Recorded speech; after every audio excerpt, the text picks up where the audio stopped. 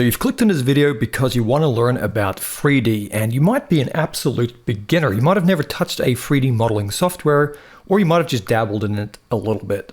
So what I'm going to do here is take one video that's going to be over 2 hours long, but it's going to contain a lot of information, and it's not going to cover everything in the 3D software Blender.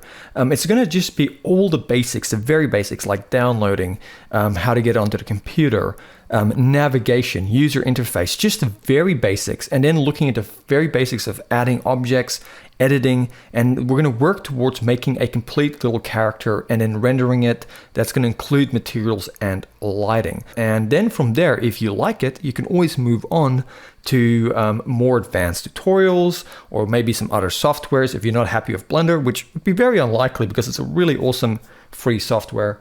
So yeah, let's jump into it. I'm going to show you where you can get Blender.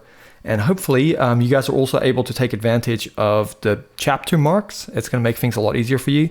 And also keep in mind, in the description below, there's going to be resources that I'm going to put there, which I'll explain as we get into the video so you guys can follow along more easily. And hopefully this is what you've been looking for. Hopefully it'll help you out. An absolute beginner's guide to 3D using Blender, a free and open source software. So just in case you don't have Blender yet, I'm going to quickly show you where you can get Blender. So a simple way to get started is to go to your search browser. In this case, I'm using Google, and all you're going to do is just type in Blender, or more specifically, just type in blender.org. You're going to then see the website come up here. You can either click on the website or just go down to the options here for download. So I'm going to click on the download here. And then over here, you're going to see there are some options. You can click on download Blender 4.1. That's going to download an executable file, so something you can install on your computer. But the way I prefer to work, and the way a lot of people prefer to work, is to come down here to this option, and you're going to see these versions here, and they're called portable versions. So they're essentially zip files that you can extract. That way, you don't have to have it installed on your computer. So you can choose either, or this is just how I prefer to work, and I know a lot of people prefer this method. So what you can do, in my case, I have Windows, so I can go here to the Windows portable.zip and get that. If you have a Mac, you got some Mac options, and over here as well for Linux people, you can see that's an option as well. So go ahead. I've already downloaded a portable zip of Blender, but you're going to go ahead and click on download, and it'll download it to your computer. So once you have that done, somewhere in your downloads or wherever you have selected for downloads to go on your device, you're going to see a zip file. And just like any other zip file, you're going to right click and you're going to go ahead and extract it with whatever extraction software comes with your computer. So I'm just going to go ahead and extract that to this location. And I will give you a bit of a warning. It is quite a large amount of stuff that has to be processed. So depending on what sort of computer you have, this can take a few minutes. So don't worry if it's taking a bit of time. It should take a few minutes, 4 or 5 minutes, maybe a bit longer. And for me, the zip file is now done extracting. So what you can do, you can click on the extracted file. Inside of there, you're going to see a file that has everything in it. So you can either do one of two things. You can grab this file now, which has a whole bunch of stuff in it. You can take it and you can copy and paste it or cut it and take it to any location you want on your computer. So that can be your personal choice. For me, for the example here, I'm just going to go ahead and stick to the one in my downloads as my location, and I'm going to go and click on that folder, and inside of here we're going to see all of this stuff. Now this is a lot of different text files and Python scripts and stuff. You don't need to worry about that. The only thing you're going to be clicking on is this thing here called Blender. Okay, so don't confuse it with the Blender launcher or the Oculus, just the Blender here. So you're going to double click on it. Now don't be alarmed if you have a little pop-up, especially on Windows, saying that Windows is protecting your PC, because this is not officially on the Microsoft Store. It's an external software we're putting on here, like a zip. It's going to ask you sometimes like, do you want this to run? So you're just going to have to go more info and then click run anyway, but I can promise you that the blender.org website isn't shady or dodgy, and you're not going to be putting a virus in your computer. It is normal. And now Blender should run, and you should see on your taskbar you have Blender. And what you can actually do is you can right click on the Blender logo on your taskbar. Now I'm doing this on Windows, so it might be different for Mac. And then you can just pin the icon to your taskbar. So now you can always go ahead and click there to open up Blender. So that is how you can get access to Blender for free. And now what we're going to do is tackle the user interface. So when you open up a new scene in Blender, you're going to notice this little box pop up here. All this is just a quick start sort of thing. So you have some scene layouts here to get you started if you want to do like video editing or VFX. Most people don't worry about this, and it also just shows you like the website and where you can donate. Most people just go ahead and click somewhere in the scene and that just goes away. So what you're seeing here is Blender. This is actually something that if you're a beginner might look a little bit intimidating, but really it's quite simple, and I'm going to show you step by step what this layout is and what you need to know as a beginner. So don't worry too much about these things up here. I think a lot of people see these different panels. They get really nervous, like, how am I going to learn all this? And really these sort of panels up here are just different combinations of the same things that already exist in the main layout over here, okay? So Blender always starts by default in the main layout, and don't worry about any of these for now. So what you're seeing here is this main window that is open here. This is your viewport, the 3D viewport. It's the biggest window you see. This is where you're gonna move around, navigate, add things, edit things, animate, all that sort of stuff. And by the way, don't worry about how to move around. We're gonna get to that in this tutorial. I'm just letting you know that this essentially is your 3D viewport. It's the main place where you're gonna be working. Okay, so that's all that really is. And this is kind of like a three-dimensional space. So you can see you got these axes going here in X, Y, and Z coordinate. We'll get to all of that stuff a little bit later, but that's what the 3D viewport is. Secondly, I think this is very important when you're a beginner to pay attention to. It's this little box up here, right? This little box up here. This is called your scene outliner. And essentially, this is just letting you see everything that is in your scene. And in this case here, you can see we have a camera, a cube, and a lamp. These are just some default objects that come in the default Blender scene. And you can see over here, they are listed in something called a collection. Now, collection is just exactly what the word says. It's a collection. You can create different collections, add things to those collections, and that just kind of gives you a way to turn things off, gives you a bit more organization. So there are two ways you can, well, there are a few ways, but two main ways you can select things in Blender is to just physically click on one. So you can move your mouse and left click on an object, and you can actually come here to the scene outliner and actually see that it's highlighted. So now I clicked on the cube and now I can see the cube is active. It also works the other way around. I can actually come here and directly click over here. So if I click on the camera, it selects the camera. So this is what the scene outliner is. It's really important, especially as you're beginning. You might get a little bit overwhelmed as things start piling up. So it's important to be able to understand where you can quickly come and see the names of things. You can turn things on, bring them back, so you don't get too confused. So definitely keep that in mind. The scene outliner, we'll get more to that as we're working later on. But secondly is this box down here, this panel, right? The one just underneath this. And this one, though there are a lot of different options here, this is called the properties. Okay, so this is where anything in our 3D viewport here, anything that we're working with has a property. And what I mean by that, so if we were to, for example, to select our cube by clicking on it, let's just say, for example, the cube has a material. So you can go over here, hover over this one called the material properties and click on it.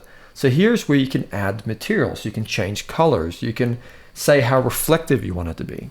And similarly, we can come up here to this one called the object properties. And this is just the properties of the object. So for example, with the cube selected, I might want to come and change the location. So you can see these things here called the X, Y, and Z coordinates. Now we'll get into more of that later. So if you don't understand it now, but essentially you have these axes, axial lines here. So you got the X direction, the Y direction, and then you got the Z going up. And you can come over here and you can take the meters and adjust them. So if I, drag this up, 3 meters on the X, this moves up 3 meters over here in the world. I can also rotate it on these axes, and I can also scale. So these are the properties that have to do with the transforms, how we transform this object in our 3D space. Okay, so that's what this is. And there are a lot more of them here. There are modifiers, particles, but those are things we can get into in another time. Also, some things don't have anything to do with our object. So for example, we can come to this one here called our world properties. And over here we have like the environment. So if we wanted to change the environment, like adding in a HDRI, we can go and change that. We can change the brightness of our environment. This is not something you can see right now, even if you change it, because we're not rendering, but that's where that lives. And then we have some, for example, here, something called the render properties. Here's where we can change our render engine. Once again, if you don't understand any of this, it doesn't matter. We'll get into all of that. I just want you to understand that this here is what we call our properties. Anything in Blender that we're working with that has a property, we can come over here and we can kind of manipulate it, work with it.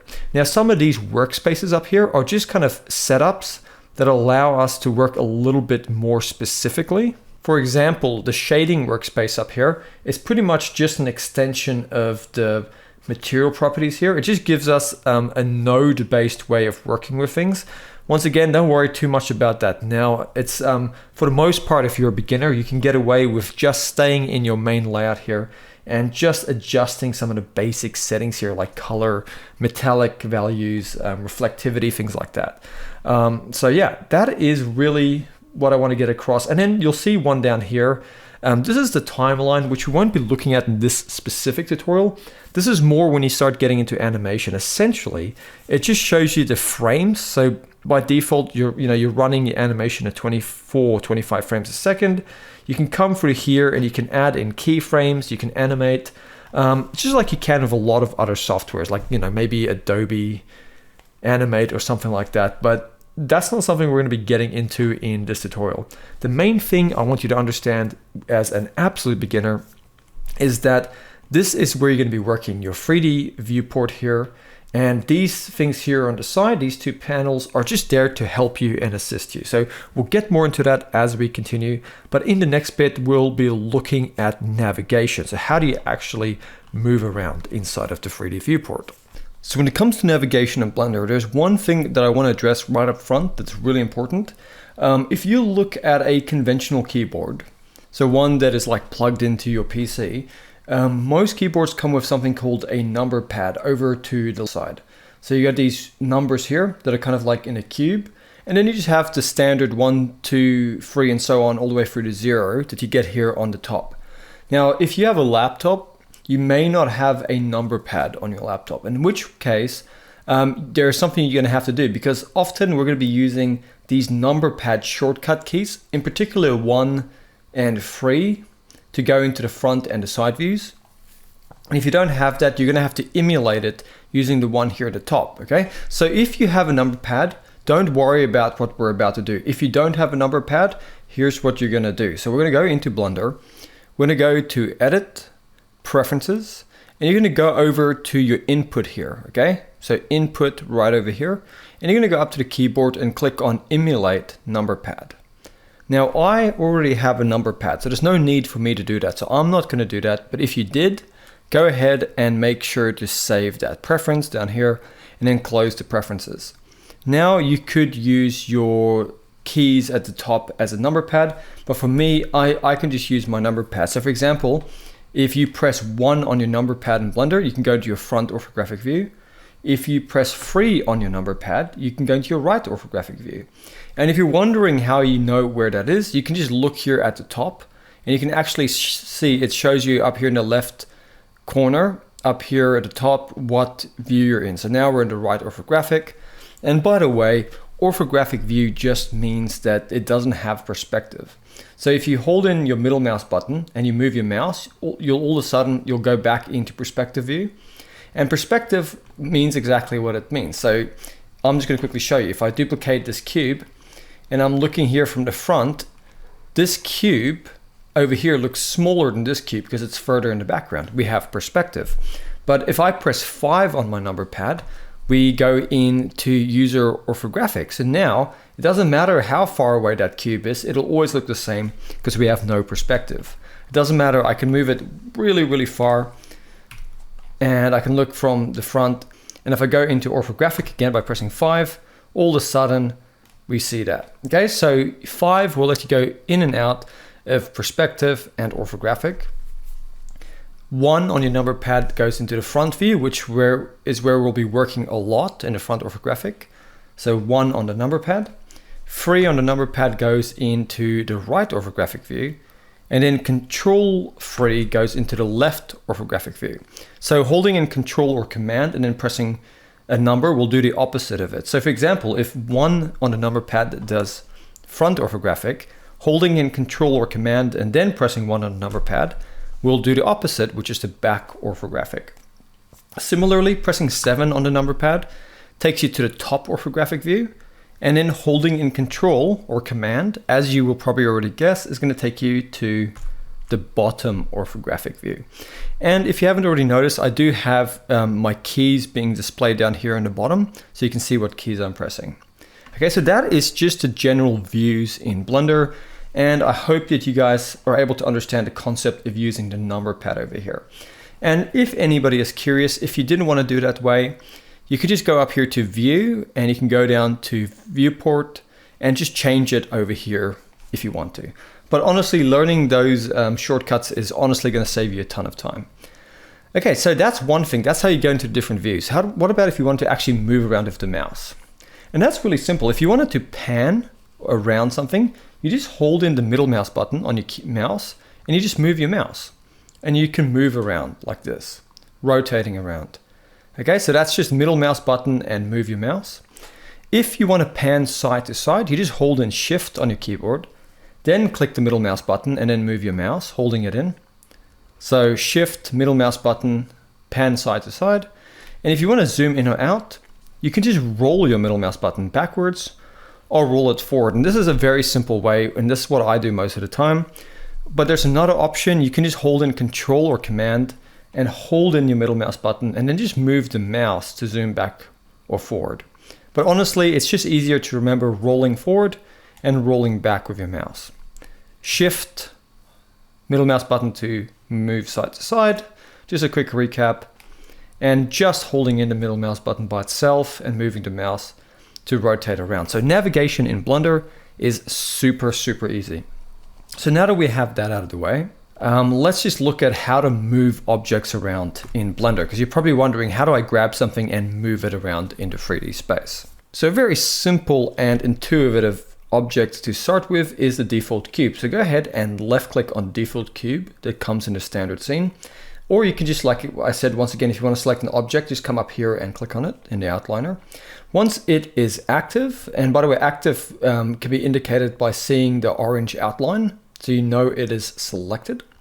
There are several ways you can move it. Now, a lot of people will, when they get started, they will come over here to this little tools panel at the side. And by the way, if you can't see it, just press T on your keyboard and it should come up.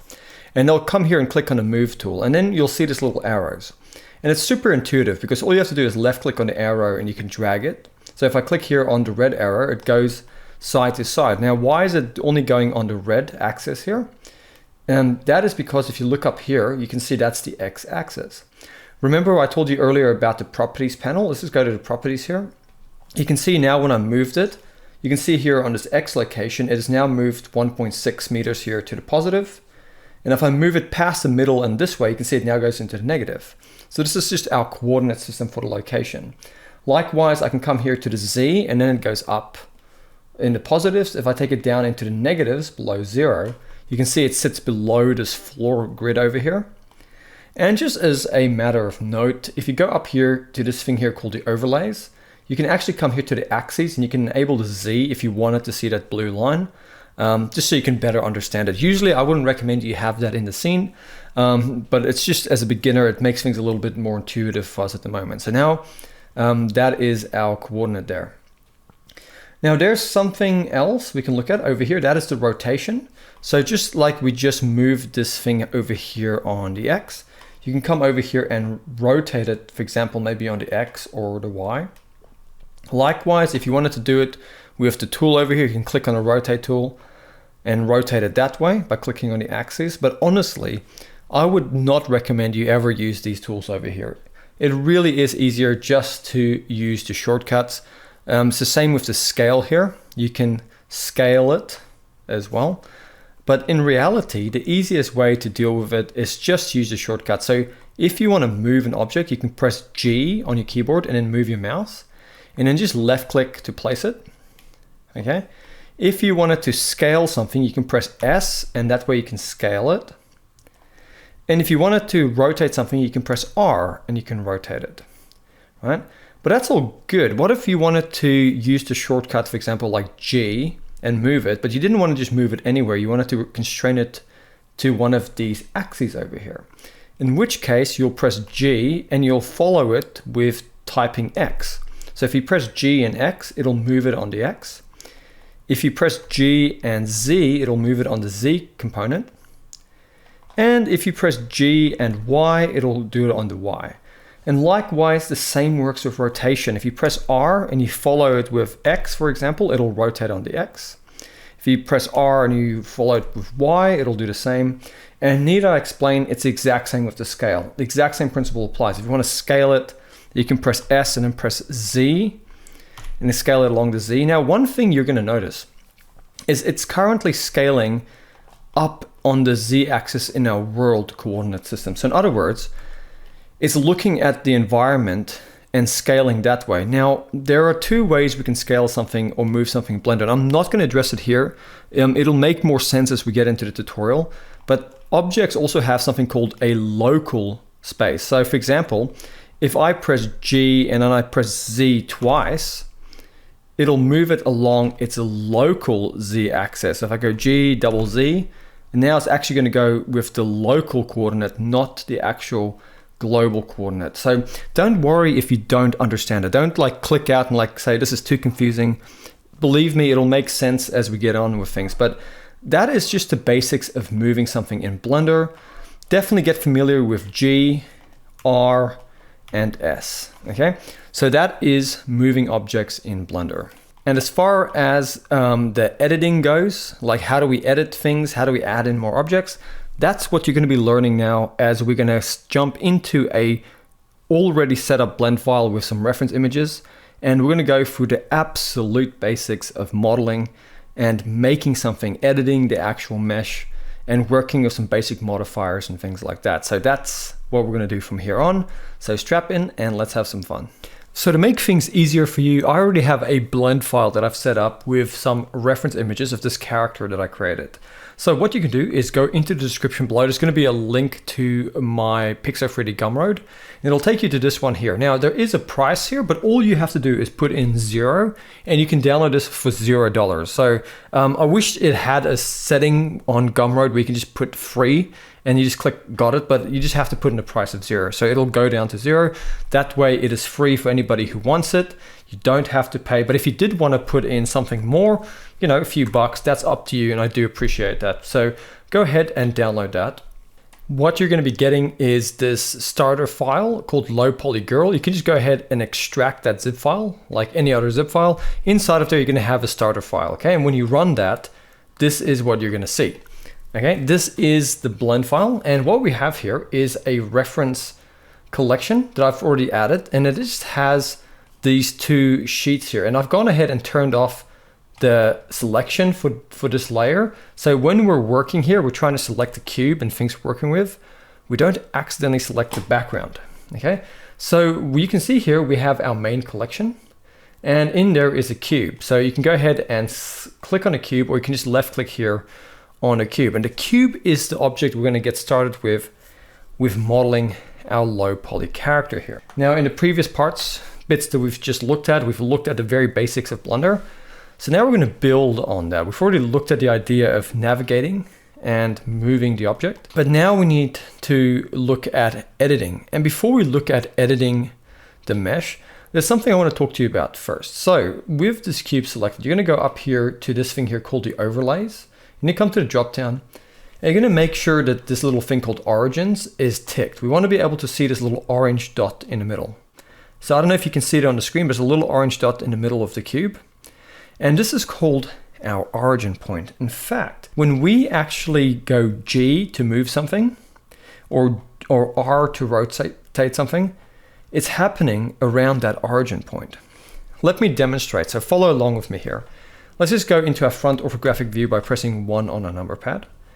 And with the cube active, let's go over here to this thing here. This is our object mode. And this is where we switch to different modes. Now don't worry about these ones over here, okay? Forget about these. For now, let's just focus on the one you're gonna work 90% of the time with as a beginner, and that's going to be edit mode. So click on edit mode. And now you can still see the cube, but now what's different here is now we can select the cube in a more specific way. So you're going to see we have something up here that we didn't have before, right? As soon as we go into edit mode, we see this thing here with these 3 different options. One is a vertex select. You can actually hover over it and it explains it. And that allows you to come in here and left click on these points called vertices. So I can select this one over here and I can go G to move it. Or I can come left click on this one and go G to move it. And if I wanted to select an edge, you can see if I click on this edge now, it's not selecting. So I can then go to the edge select mode. And now I can left click and select an edge. And I can go G to move it. I can go R to rotate it. The exact same keys we can press, G, R, and S, are the exact same ones we use in object mode. So it's very simple in that way. And you can go ahead and select any one of them. And by the way, if you wanted to select multiple edges or vertices or faces, all you have to do is once you selected one, is hold in the shift key on your keyboard. And then you can go ahead and click on the next one. Then you can let go of the shift key. You can use your middle mouse button to move around and then hold in shift again and then left click on the next one. And by clicking on shift before you make a selection, you can keep selecting more and it'll stay active. Otherwise, if I clicked on one and then I didn't click shift and I left clicked on the next one, it'll select it but deselect the previous selection. So keep that in mind. So also another one we're going to look at here is this one called the face select. So let's click on that. And that'll just allow you to click on these faces. So I can click on a whole face here, or a face over here, or this one over here. And once again, holding in shift, I can keep going and select multiples. You can also press A to select everything at once, or double tap A to deselect everything all at once. And now let's get back to that little origin point. Now that we're in edit mode, it doesn't matter which one of these you have.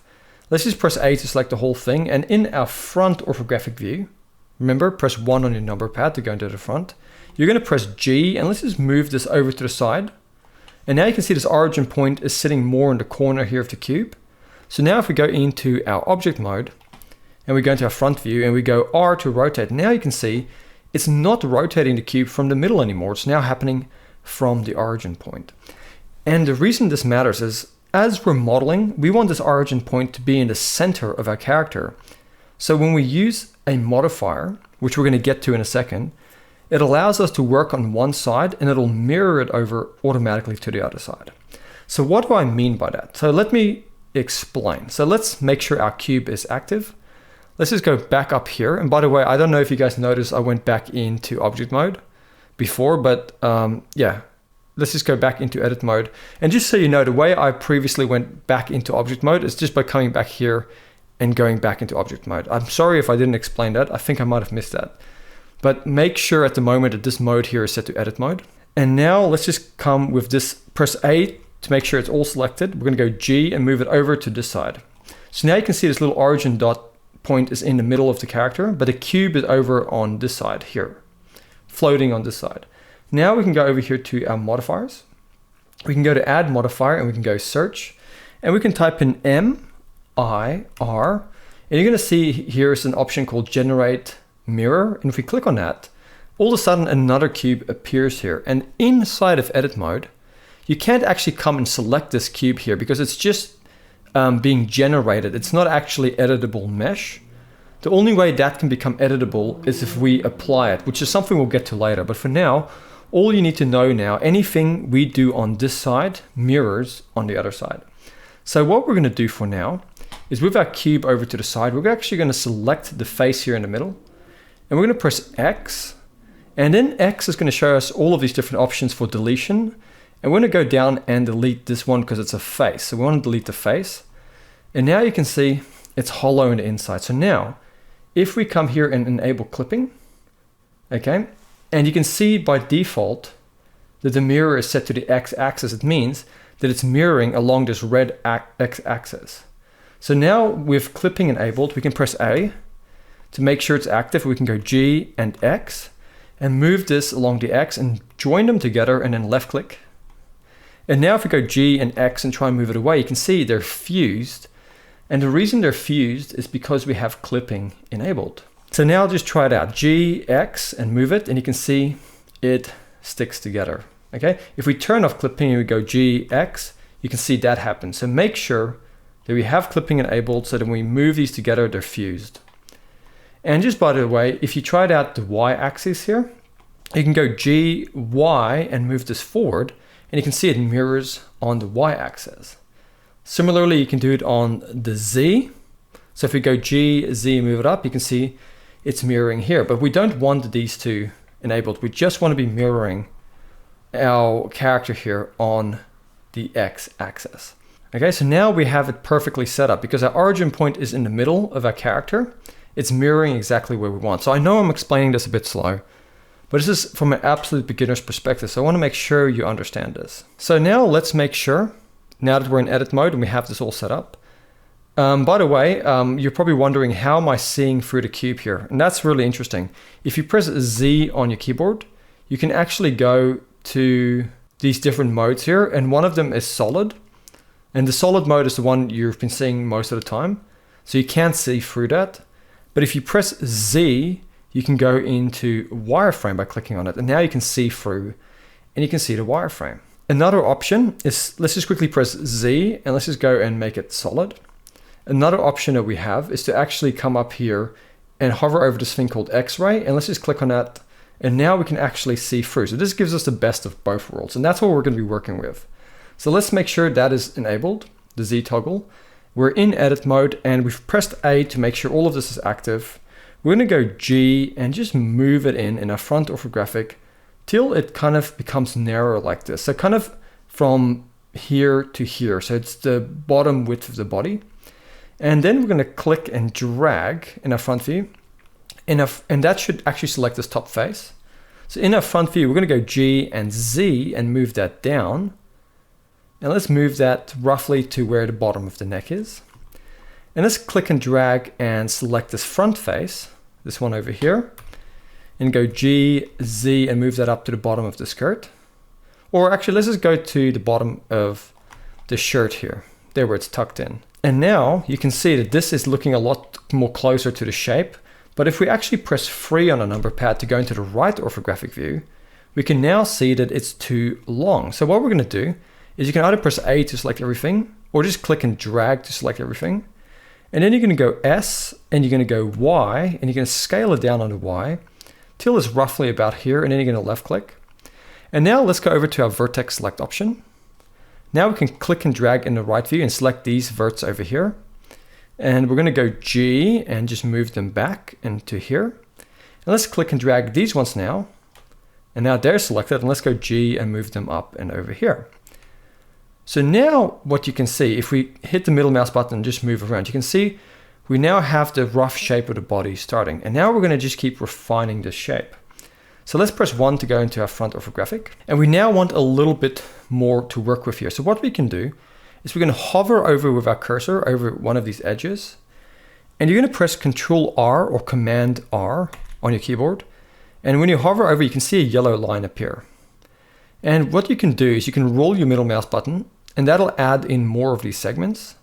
Or you can roll it down to make it less. So we're just going to go with 1. And once you have it, you can just left click once. And now it's active, and you can actually move that. And then once you click again, left clicking, it actually adds it in. So now this is an actual edge. So now in our front view, let's just left click and drag to select these two. And let's just go G in our front view and move them over here till it kind of matches the reference, so the contour of the body. And let's come up here and left click and drag here, and let's just go G and move this in. And by the way I'm moving in the front orthographic is once again holding in Shift, then the middle mouse button just to move around and pan. So now you can see the shape is starting to get even more refined. So let's just keep building on that. But to do that properly, we need to add in more topology. So maybe let's press 3 on the number pad to go into the right orthographic view. And now once again, we're going to hover over one of these edges here with the cursor. Control R or Command R if you're using a Mac. And you should see the yellow line. And we just want 1 this time, so we're just going to double click with the left mouse button, so double click. We've added in an edge. And now what we're going to do, we're going to press 7 on our number pad to go to the top view. And what we're going to do, we're going to grab this corner over here. So you can see we have 1, 2, 3 verts over here. So we're going to click and drag and select them. And we're going to go G and move them in like so. And let's come over here, left click and drag and select these 3 in the corner. And let's just go G and move them in a little bit like so. So now we've rounded out the shape of the body a little bit. So now if we go into our front view, you can see this is starting to look a little bit more cylindrical, a little bit better. So in our front orthographic, let's just click and drag to select this vertex on the corner and go G and just move it up a little bit. Let's just grab these 2 and go G and move them in a little bit. And what we're going to do, we're going to come in here, hovering over this edge, Control R. You're going to see the yellow line, double click. And let's just select this one here and move in that edge. And let's just hold in Shift, click our middle mouse button and move up. And then hover over this edge and go Control R. See the yellow line, double click. And with all of this active still, you're just going to go G and move all of it and kind of move it till it's just underneath the armpit here, this end vertex. And now let's press 3 again to go into our right orthographic view. And now what we're going to do is we're going to come and click and drag and select these 2 verts over here that are kind of away from the chest. And we're just going to go G and move them forward. We're going to move down and we're going to click and drag again, select these 2 underneath that and go G and move them forward just to kind of match the reference.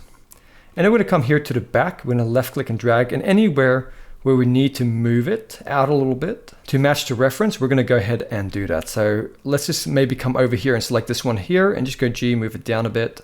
And now we have a nice flow of topology like so. But over here, you can see we need to grab these 2 and go G, move them in a bit. Maybe these 2 here. So something like that. So you can already see we've got this nice flow of topology happening around here. So let's go to the front. You can see this. And let's press 3 to go to the right, and you can see this. So the shape of our character is really starting to take shape. So let's now go over to our face select option.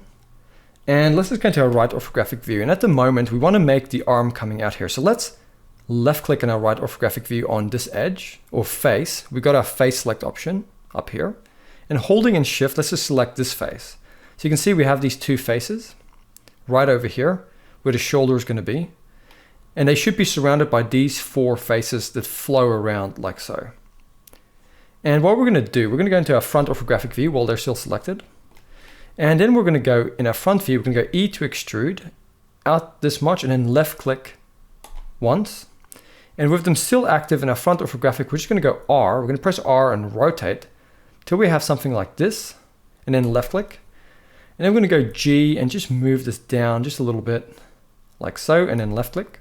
And then what you're going to do is we're going to turn off the X-ray toggle for now. And then we're going to select this face down here under this kind of cliff here. And holding in Shift still, we're going to select this face over here. So these 2 faces are active, just like that. And then we're going to go into our right orthographic view. Let's just go over here and toggle on our X-ray. And in our right orthographic, let's just go S and Y and scale it on the Y till it's a bit skinnier. It kind of matches the width of the arm here. And then let's go into our front by pressing 1 on the number pad. And over here, we're just going to go E to extrude. And it's going to extrude down on the Z automatically, but just extrude it down to about the bottom of the collar and then left click. And with it still active, just press G and move it out to the arm here. And then R to rotate, left click, and then S to scale, left click. Now let's just toggle off the X-ray. And you're seeing it's looking a bit messy, but what we're going to do is a little bit of magic in Blender. So with these 2 selected, we're going to go Control plus or Command plus on our keyboard, holding those 2 in, and we're going to keep pressing plus till we've selected all the way up till the shoulder here and the body like this. And then we're going to come here to our tools panel, and we're going to come down to this one called Smooth. And if you don't see the tools, just press T to bring it up. And we're going to click here on the Smooth tool. And now you're going to see this little gizmo pop up, and you're just going to click on that and just drag it, and it's going to smooth this out. And we're going to go about that much. Nice. Now let's go to our edge select over here. And what we're going to do, we're going to select this edge at the bottom here, the one that runs right down here like that. in the valley. And let's just go to our front orthographic. And let's just go into our X-ray. And let's go G and just bring that one down like so. And let's turn off our X-ray for now. Now you can see that's rounded out, that shape. All we have to do now is back in X-ray, go to our front orthographic and just go over here to our vertex select option. And then all we have to do is just click and drag and just select all of these verts here and go G and just move them out a little bit like so. And then over here in the armpit, just click and drag to select these verts and go G and just line them up to the armpit a little bit like so. And then grab this one in here and just move it. And we're just lining things up to the reference a bit more. And then over here, you can select these verts and just go G, just kind of align them up like so. So now you can see we're already starting to kind of match the shape. If we turn off the X-ray up here, you can see it's starting to kind of match what we're going for. And you can go to your right orthographic. You can go to your face select and just select these two faces. And in X-ray, you should maybe just go S, Y, and just scale it a bit on the Y, just to kind of match the reference here. But more or less, I think we've captured this. And you could always come here, select these faces, and just move them out a little bit if they've shifted, just to give a little bit more volume to the shoulder. But don't overdo it if you're a beginner. Just keep it nice and simple as you're working. So now, toggle this off quickly. Now you can see we've already made a pretty complicated shape if you're a beginner. This could be quite hard, but using this simple method, you can very easily start making this sort of character. And what we're going to do now is you're going to see right underneath the corner of the shoulder here. Okay, we're going to come to these faces here at the front of the chest. And we're going to hover over this edge right over here. We're going to go Control R or Command R, and you should see a yellow line wrapping all the way around. And if it's not doing that, it means you're holding it in this wrong place. So it should wrap all the way around to the back, and then you're going to just left click twice. And it should add it in. You're going to see it wraps all the way around to the back here, like so. And now we've got a little bit more topology to work with. So if we go into our right orthographic view, we can now come here and just move these and just make it look a little bit nicer, like so. I think what we're going to do now is we're going to start working on the skirt next. Actually, just before we get started with the skirt, I'm just going to add a little bit more topology to the shirt so we can actually use some of this topology when we're modeling the skirt. So we're going to keep it really simple. So what you're going to do, you're going to come over here and we have a vertex select option. You can see over here, we have the shoulders here. If you look at the front, there's kind of like these edges that flow around like this. In fact, if you come over here and you move up an edge over here, you go Control R or Command R, you should actually see a yellow line that wrapped all the way around. Not here, but right over here.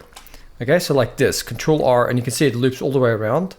And then when you see it, you're going to double click like so. And that's exactly what you're looking for. Then you're going to go here to your edge select option. You're going to click on this edge over here and holding in shift, select this one and this one. So it's these three edges going down to this corner over here. And you can go double G just to slide it. So G twice and left click. And then you're going to come over here and it's the exact same situation here. You're going to select this one. You can see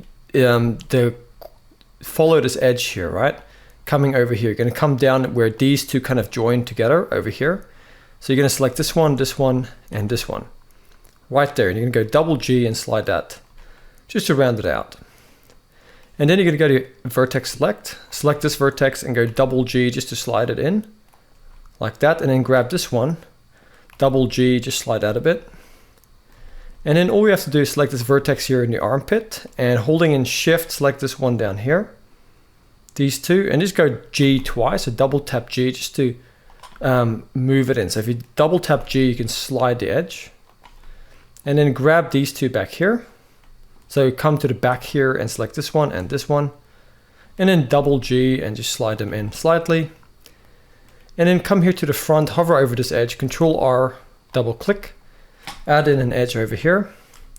And then hovering over the middle bottom here, Control R, double click, move up, Control R, double click. And then this space over here under the arm, hovering over this edge, Control R, you'll see the yellow line and double click. And then hovering over this sleeve here, Control R, you should see there's a loop that goes all the way around the arm. Double click. And then we're going to select this vertex in here. We're going to go X, delete vertices. And then we're going to select these two verts down the bottom, this one and this one. And we're going to go X and delete vertices as well. And now you can see we have some of these edges here have quite a gap. So all you have to simply do is go to your edge select this edge here, holding in shift. Let's just go up about 4 edges. And then double tap G just to slide, and let's move it up. And now these faces are a little bit more the same size.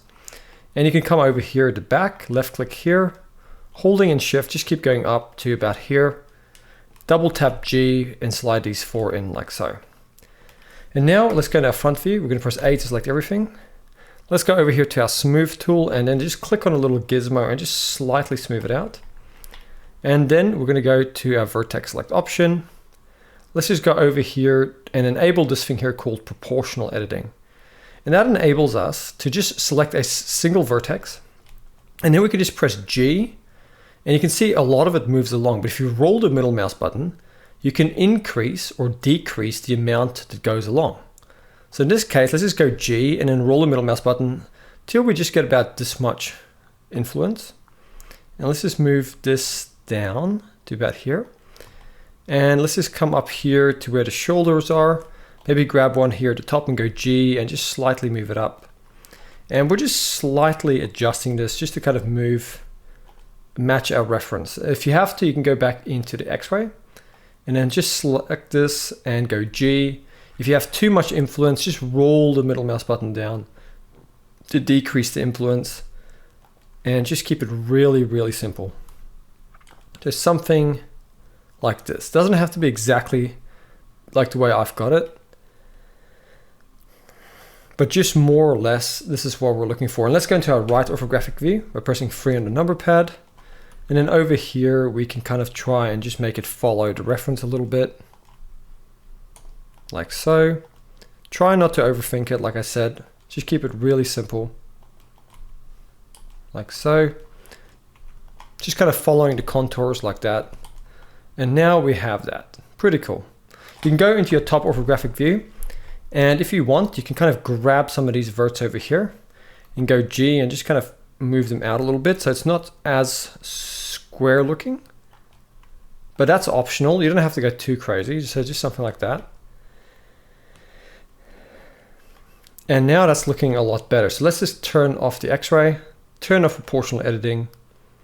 And now what we can do is we can go to our front orthographic view. And we can go to our edge select option. And we can come here to the bottom, we can go Shift and Alt. And when you hold in Shift and Alt, and you left click on this bottom edge, it's going to go all the way around, selecting this edge all the way to the back. And now let's go to our front orthographic. And let's just press Shift D to duplicate and move this edge down, like so. And with it active, we're going to press E to extrude. We're going to extrude all the way down to the bottom here. Left click, and then let's go R to rotate. Left click. Then let's go to our vertex select option. Let's go enable the X-ray, and now let's just grab these bottom verts and just kind of move them just to kind of match the reference here, like so. And then let's go into our right orthographic view. And let's grab all of these bottom verts and go S, Y, and scale them on the Y a bit. Left click. And you can come here and just grab these verts and just slightly adjust them just to match the reference. And then hovering over this edge, you can go Control R, double click, S, and just scale it a little bit. And let's go to our front view and just move it out slightly. And now it looks a lot more like a skirt. Let's turn off the X-ray toggle. And now we have that. So now what we can do is go back to our edge select. And let's just deselect everything by double tapping A. And we're going to go Shift, Alt, and left click with our edge select. We're going to left click on this edge up here. It's going to loop select it all the way around. And in our front orthographic, if it's easier, just go into the X-ray and let's just go E to extrude and extrude it up and into the dress like that. So now that's starting to take shape in the front and the side views, like so. And once again, you could go to the top views, and if you wanted to, you could correct the shape from the top a little bit, But like I said, you don't have to be as specific as I'm being here. If you're still new to this, just kind of go whatever makes sense to you. Keep it simple, don't overthink the shape. Something like this is looking really good. Okay, so now we have our skirt modeled. We have a little bit more detail on our shirt. And I think from here on, we'll work down and we'll make the legs. So also just make sure to turn off proportional editing for now. So now that we're gonna make the legs, this is a good opportunity for me to demonstrate something that I haven't touched on yet. And that is how to add in objects. So let's quickly go over here where it's edit mode. Let's go back to object mode. And you should see over here just this thing in the middle, this little red and white little circle. That's called our cursor. So you can actually come up here to your overlays and you can make sure that 3D cursor is enabled if it's not. And the thing though is you can come here to your tools panel and click on the cursor. And once you click on the 3D cursor up here, you can click anywhere and place the cursor somewhere. So when you do that, you can then go Shift A and you can go search quickly. And let's just go up and just choose any sort of object. Let's just go with maybe like a UV sphere. And you can see now the UV sphere has been placed wherever we clicked. So I can now go maybe over here and click to add the cursor here, and I can go Shift A and go to my mesh options, maybe add in an icosphere, all right? The idea here, as I'm trying to get you to see, is that it matters where your origin point is when you're adding objects. So I'm gonna go actually and click over here on the move tool again, so we don't have the cursor tool. And if you've added anything in, just click on it and press delete, and this one as well. So the thing we want here, because our model is already perfectly in the center of the world, we're gonna go Shift S, and then once you've pressed Shift S, you're just gonna go cursor to world origin, and that's how you reset your 3D cursor whenever you've moved it. So Shift S, and then cursor to world origin. And there are a whole bunch of other options here as well, which you might not get into in this tutorial, but the main one you need to remember at the beginning is cursor to world origin. So that being said, there are two ways we can approach this. We can go Shift A, we can go to our mesh options and add in a circle to get started with the legs that way, or we can add it directly in edit mode. So we're gonna actually do that. We're gonna click on our cube over here. This is the body we've been modeling. We're gonna go back up here and change it to edit mode. And what we're gonna do is we're gonna go Shift A, we're gonna go and we're gonna add in under the mesh here, a circle. And before we click anything, come up here, down here to the add circle box. And at the moment we have a whole bunch of vertices, 32 that make up this circle here. So we're gonna come here and make it 5, or maybe let's go one higher. Let's go to 6. Okay, so we're gonna go with 6 vertices. Now you can see it's a lower topology. We're gonna go to the drop down here and we can close that. And the thing here is, if we were just to go G and move this over to the side, it's just gonna fuse together because we have clipping enabled under our modifiers here. So just make sure you go to your modifiers panel, you go and turn off clipping, and then in your front view, you can just go G, X and move it over to the side, and go S to scale it down. And let's scale it down about this much, and then left click. And then let's go to our front view. In our front view, our front orthographic, we're gonna go G, and we're just gonna move that up and just place it right under here. And they shouldn't be touching. So make sure once you've done that, you can turn clipping back on. And now we can start. So I'm gonna go ahead and enable my vertex select option, just so we can see it better. And in our front view, we're gonna make sure we click and drag and select these, make sure they're all active. And we're gonna go S to scale it a little bit more if we have to. And we're gonna click, and then we're gonna go G and move it up into the body here. And we're gonna just go R to slightly rotate it. And then we're gonna go E to extrude down, like so. We're gonna left click. And by the way, I am in wireframe, so I press Z and went into wireframe, but like I said, you're welcome to stay in solid and just enable the X-ray every time you do this.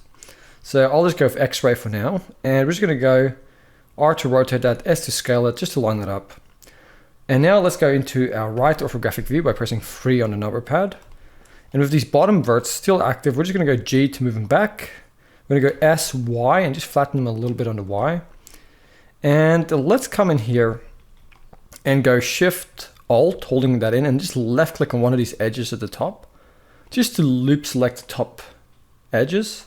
And in our right orthographic view, we're just gonna go G and move it, and just go S, Y, and flatten it just a little bit on the Y, just to match our reference here a little bit better. Okay, so that's kind of what we wanna do but don't overdo it. Just keep it nice and simple. Okay, so now we have that done, we can actually go and select these bottom verts over here. And we're just going to go Shift D to duplicate them. We're going to move them up and then left click, and then we're going to go S to scale just a little bit. And then in our front orthographic, we're going to go E to extrude. We're going to extrude down to about the middle of the leg. We're going to go S to scale up and then left click. And then let's go to our right view and go G to move it in to match to reference. And then in our right orthographic, we're going to go E to extrude and extrude down, S to scale it a little bit. Let's go to the front view and let's just go G to move it here and just adjust it. And then we're going to go E to extrude down one more time, just like so. So now we have the leg here, but what we could do is let's turn off the X-ray. We're going to come in here and hover over this edge and go Control R. You should see the yellow line, just double click and do the same thing over this long section here. Control R hovering over this section, double click. Now we have more even faces. And then we can just go with our proportional editing, enable that again, and then you can go to the different views and you can grab verts and you can just go G and move them. And remember, with your proportional editing enabled, you roll the middle mouse button to control the fall off. So we're going to go just match it up as much as possible to our reference images. There we go. Something like that. And then in the front view as well. Okay, so there we have her leg. Really cool. Let's turn off proportional editing. And now we're going to focus on modeling the boots. So I might just enable the X-ray quickly again. Let's select these bottom verts over here. Let's just go S, Z, and then press 0 to flatten them and hit enter. Then we're going to go Shift D to duplicate and move them up to the top of the boot. Left click and then go S to scale it up a little bit. So now we have something that looks like this. Okay, and in our front view, we're just going to go E to extrude and extrude it down to here and then go S to scale it a little bit. And then let's press 3 on the number pad to go to the right ortho. And let's go G and move this in a bit and go R just to slightly rotate. And then let's go E to extrude down to about here. Let's go R to rotate it just to level it out again. And then let's go back into our front view. And we're going to go SX in our front just to flatten that a little bit on the X. And then we're going to go over to our face select option over here. Okay, and then let's turn off the X-ray. And now you can see at the front we have these two faces down here. So we're going to hold in Shift and select both of them. And then we're going to go to our right orthographic view. And we're going to go E to extrude and press Y and extrude it out into Y to about here. Then we're going to go to our vertex select option. Let's enable the X-ray and let's just click and drag at the front foot here. Select these vertices and just bring them down like so to match the reference. And we're also going to hover over this edge here and go Control R and you should see the yellow line going all the way around and then double click like so. And let's turn off the X-ray and we're going to come over here to the boots, Control R, double click to add in a segment here, go S to slightly scale it. Deselect by going Alt A or double tapping A. And then you're going to go Shift Alt and just left click on this edge at the top of the boot and that should loop select it. Then you can go E to extrude and S to scale like so. Just before we come to the leg, stop and then go E to extrude again and Z and extrude down onto Z. So if you can't see it, you just go into wireframe. So I've just extruded that down and then just go S to scale that. Okay, so now we have that. And what we're going to do, we're going to come over here, Control R, hovering over this one of these top edges here and go Control R, left click once and then just move your mouse almost to the top, left click again, and with it still active, just go S to slightly scale it. And now we have the beginning of the boots. If you want to, you can clean that up by going to Edge Select and selecting some of these front edges like these two at the top. You can double tap G and just slide them a little bit just to kind of clean them up, but don't worry too much. That's just a little extra detail doing that sort of thing. So you'll notice as well here at the bottom, we have an opening. So we're going to just simply Shift Alt, left click on this edge to loop select it. And then let's go E to extrude and S, click, and then let's just press F to fill that face. And now we have that done. So there we have her legs. And you thought it was going to be hard. Look how easy that was. So now What we're going to do next is we're going to go ahead and model her arms over here, which is just as simple as the cylinder here. And then probably a bit more of a tricky bit for beginners is just the hands, but we'll take it nice and easy. And then when we're done with that, we'll obviously tackle the hardest bit, which is going to be the face. But once again, that'll all be done step by step. So let's make sure we have our edge select option enabled up here in the selection mode. And what we're going to do is we're going to come up here to the arm. And if it's easier for you, you can go to the front orthographic view. We're going to go Shift, Alt, and left click on one of these edges. And it should do a loop selection all the way around. And if you want to, you can toggle on the X-ray if it makes it easier. But what we're going to do here in our front view is with this active, we're going to go Shift D to duplicate it. And we're going to move it up and in. And we're going to left click. And we're going to go S and we're going to scale it down just a bit. So we have it sitting inside of there, like so. And then in our front view, we're going to go ahead and we're going to press E to extrude. We're going to extrude all the way down to where the reference shows the bottom of the sleeve should be. We're going to go S to scale it up, and you can rotate it if you have to, just to match it up. And then we're going to go press 3 on a number pad to go into the right orthographic. And if it's easier for you, you can always toggle off the X-ray or turn it on. But in this case, I think we need it on. And we're going to go G, and in our right view, we're just going to move it here, R to rotate. And go S, Y, and flatten it just a little bit till it kind of matches the reference here, like so. Okay, so it's looking a little bit thick. If we actually turn off the X-ray, you can see it looks a little bit thick. So what we can do is we can come in here and go Control R, hovering over this edge, left click once, and then slide it down to about here, like so. And you can go to your front view, and you should be able to see on the reference that there's a little bit of a area here where it's a little bit, the sleeve kind of comes out a bit, so you can move it up to about there. And then you can come over here, one of these edges up here, and go Control R, left click once again, and just move down close to this edge, left click again, and then just go S to scale it. Now you should see it matches the reference a little bit better. And then what we're going to do is we're going to go Shift, Alt, and left click on this edge over here, on the end of the sleeve. And what we're going to do with that one is we're just going to go E to extrude, S to scale. We're going to go in like so. And then in our front orthographic, let's just go E to extrude that, extrude it up, and S to scale. So it's in there like that. And then we're going to come over here, Control R, left click once, move it to the end, left click again, and then S to scale, just to add a little bit of a bevel. And now we have the end of the sleeve here. It might be a little bit too straight on the side view here. So in the right orthographic, just go Control R, left click once and slide it down just a bit, and then left click again, and then go G and just move this edge back a little bit like so. And you can come in here, Control R, double click, and then hover over this long rectangle here, Control R, double click, just to add in more segments. And that's looking really good. So now, how do we approach the hand? So we're going to actually, to simplify things a little bit, we're going to model the hand separately and then add it to the body. So what we're going to do for now, I'm going to go up here and go back into object mode. And we're going to come up here and we're going to come to our collection where we have the cube. So make sure to drop it down if you can't see the cube in the main collection. And we're going to click on this little eye just to hide it. And we're going to go click on the main collection here. So it's selected, and we're going to go Shift A. We're going to go to our mesh options and just add in a cube. And now the cube.001 should be in this collection here. So what we're going to do is we're going to tab into edit mode with this cube selected, and I'm pressing tab on my keyboard.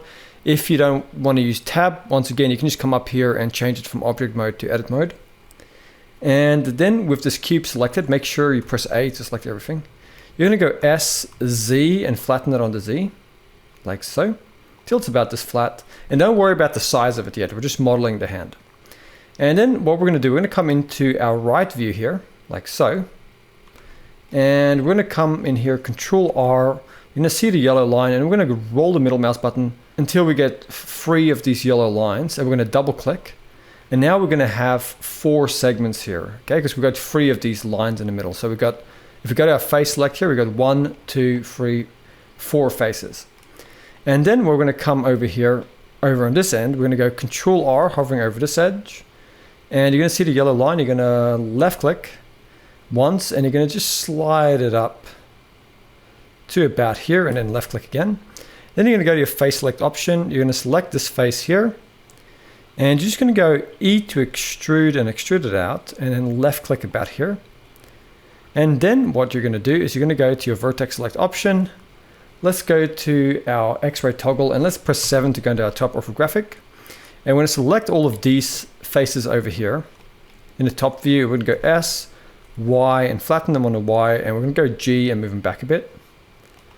And then what we're going to do, we're going to grab these two over here, and we're going to go G and move them kind of like so. So they're more to 45.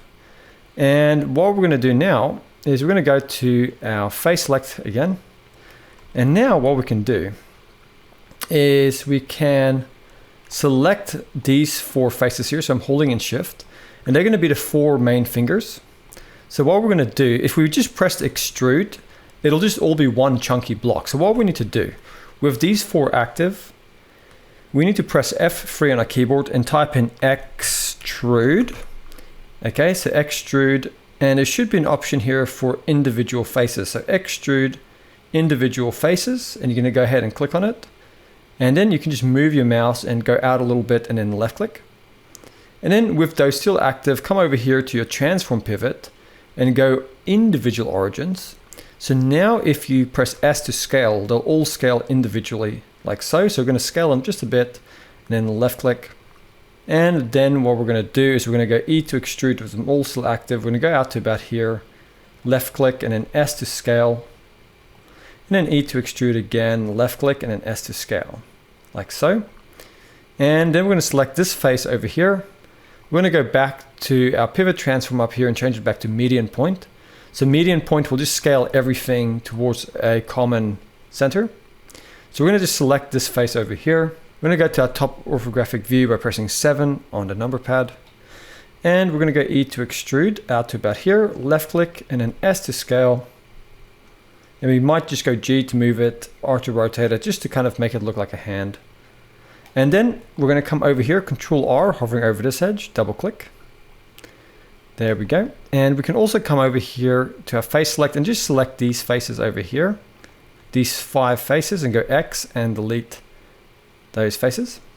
Then go to edge select, Shift Alt, left click on this edge. And now we've selected this loop, and we can go Shift Alt S, and then move your mouse, and then you can round this out slightly like so. And then we're going to come over this edge over here on the side, any one of these edges, go Control R, you see the yellow line, and then double click, and then press A to select everything. And we're now going to go to our tools, go to our smooth tool, and just click and drag and just smooth this out. And now we've got this cool looking hand. So now you can deselect and then go Shift Alt, left click on this edge again. And in your top view, you can just go E to extrude and extrude it to about here. And see the origin point in the middle, that little orange dot? We're just going to press A to select everything and go G and move it up so the wrist is kind of sitting where that orange dot is. And in the front view, it should be about here. And that way, we can now go into object mode. And we can kind of bring back the cube, which is the character body. And with this new hand object selected, we can go S and scale it, and then G to move it up. And then we can press R to rotate it. And then we're going to double tap R, and that allows us to rotate it differently. So we're going to rotate it like so. And then we're going to go S to scale, G to move. And once again, double tapping R if you want to rotate by moving the mouse. We're going to rotate it about here. You can just press S to keep scaling it till you kind of match it roughly to a reference. And then press 3 on your number pad to go into the right ortho. Make sure to enable the X-ray, and then just go G and move it forward. And at this point, you might have to go R, double tap X, and just rotate it along the local X a little bit like so. And there we have it. So now with this hand selected, we're going to hold in Shift and select the body. So it's important that the body is the last object you select. And then we're going to go Control J or Command J, and it's going to join it. So now if we select this cube, we go back into edit mode, we can see here is the hand. So now we can go over here to our proportional editing, we're going to come down here to the drop down and go connected only, because this is a separate piece of mesh in here, and we don't want it influencing the rest of this. So if we make this individual connected only, we can come here to our vertex select option, and then we can come in here and select some of these verts. So we can see here's a little bit of a gap.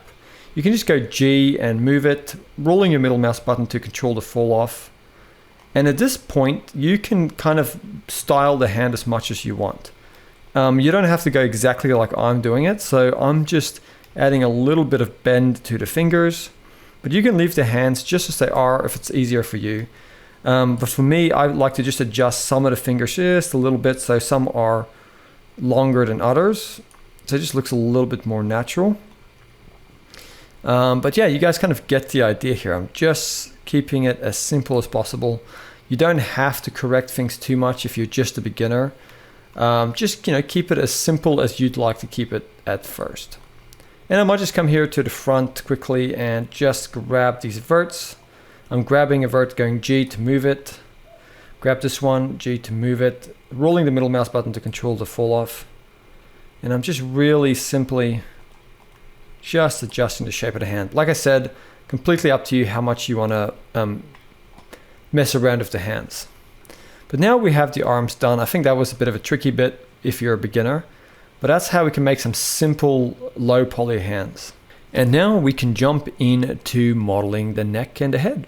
So just like we did with the hands, we'll try and start off with a cube in object mode. So we'll just turn off proportional editing. Let's go up here and change it back to object mode. And we don't have to hide the body this time. We're just going to go into the front orthographic and make sure, once again, you go Shift S. Just make sure your cursor is in the world origin. We're going to go Shift A and we're going to go to our mesh options and add in a cube. Okay, so under the mesh options, add in a cube. And then you can go into your X-ray if you want. Then go G, Z, and move it up to where the head is. So make sure the origin point is almost right in the middle of the head, so the head's in the middle of the cube like that. Okay, and then you're going to, with this new cube selected, you're just going to go over into edit mode. And with everything active, you're going to press S and just scale it down till it's roughly the shape of the head. Now, what we want to do here is we want to make sure we don't unevenly edit anything. So if we change something here, it's not symmetrical on this side. So before you change anything, okay, make sure to come up here and enable the X mirror. So this is like mirroring, but in a sense, it's still editable on both sides. So it's not really a modifier. So we've enabled the X mirror up here.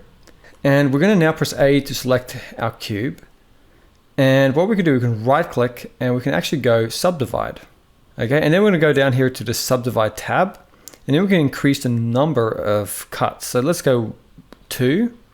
Let's maybe, okay, let's go up to 3. We want to go a number of cuts. We want to make it 3. And then with all of this still active, we're going to go over to our tools here, go to our smooth tool, and you're going to see the little yellow gizmo there. You're just going to click and drag on it and smooth it out. And we're going to smooth it so it looks like this. And already you can see, if we go to our front orthographic, we're getting this rough shape. So now let's enable our proportional editing. We're going to come and grab some of these verts here at the front. Once again, I am in the X-ray up here. And with some of these ones at the bottom grabbed, I'm going to go G and just move them down. Roll the middle mouse button to control the fall off, so it kind of goes along. And we want to just kind of match the shape of the reference image here. Like so. We're going to grab these ones here at the top. We're going to go G, move them up a bit to about here. And then maybe grab this one here, or these two here. And just go G and just kind of bend them in just a bit, like that. So now you can see this is the shape. And let's press 3 on the number pad to go into the side view, our right orthographic. And then let's grab some of these verts here at the front, like so. And let's just go G, kind of move them forward, rolling the middle mouse button so we get some nice influence, so the rest of them follow along. I'm going to go to about here. And then we're going to come up here and just grab these ones and go G and kind of flatten the forehead a little bit, just to kind of make it match the reference more evenly. And then let's grab these ones here and we'll just kind of round them out a little bit. And over here you can see this doesn't match the reference at all. So the head's over here. So you just want to grab these verts on the end and we're going to go G, with proportional editing and just bring that in. Maybe this one over here as well, just to match our reference. Like that. And I know it's hard here at the top. You just have to kind of imagine what the head would look like because it's kind of covered by the beanie here. But now we have the rough shape. Let's just turn off. In fact, turn off our proportional editing, but we'll leave our X mirror on our X-ray. And we're going to come over here where the eye is. And we're going to go Control R, kind of right near the eye. And you're going to see the yellow line wrapping around. We're going to double click. So we're adding some more topology here. And we're also going to come up here where it's really stretched out. So you can see this looks like a long rectangle rather than a square. We're going to come here, Control R till we see the yellow line, double click. Now we have some more topology running over here. So now we can kind of grab these and just fill them out a little bit better. And we have something more to work with here around the eye. So enable proportional editing. Let's just quickly grab this one here. Just maybe move it back just a little bit to match the reference. There we go. So now let's go into our front orthographic view. Turn off proportional editing. And let's go over and change our selection option to face mode. And let's just turn off our X-ray for now.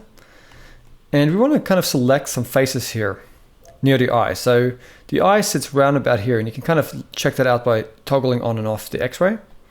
So it sits right about here, and what we're going to do, we're going to select the face over here, and then holding in Shift, we're going to select the face next to it, and then go up this one and this one. So we have 4 faces selected like so. Okay, and what we're going to do is we're going to go and press I, and that's going to inset it. So pressing I is going to inset it. We're going to come to about here and then left click. And then we're going to go Shift, Alt, and S. So Shift, Alt, S. Move your mouse till it's completely rounded out like so. And then go X and delete those faces. Now don't worry about this side. At this point we've ruined the X mirror. So we can come here and turn off the X mirror. Let's go to our vertex select option.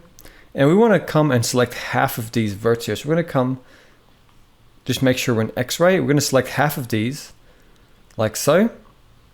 And then we're going to go X and just delete those verts. So we want the verts all the way up until the middle of the origin point here.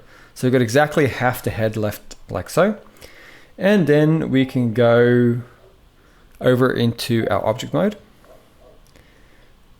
I'll turn off the X-ray for now, and we're going to select the head, and holding in Shift, we're going to select the body and going to go Control J or Command J. And now it's part of the body and it shares this mirror modifier. So now let's go back into edit mode. And now we're going to go Shift, Alt, and left click on one of these edges to loop selected. I'm going to go into my front view and I'm going to enable the X-ray. And with this active, I might just get my proportional editing. And with this loop selected here, we're going to go G and move it. And roll your middle mouse button to control the fall off. And we're going to bring it to about here. Left click, and then we're going to go S to scale it.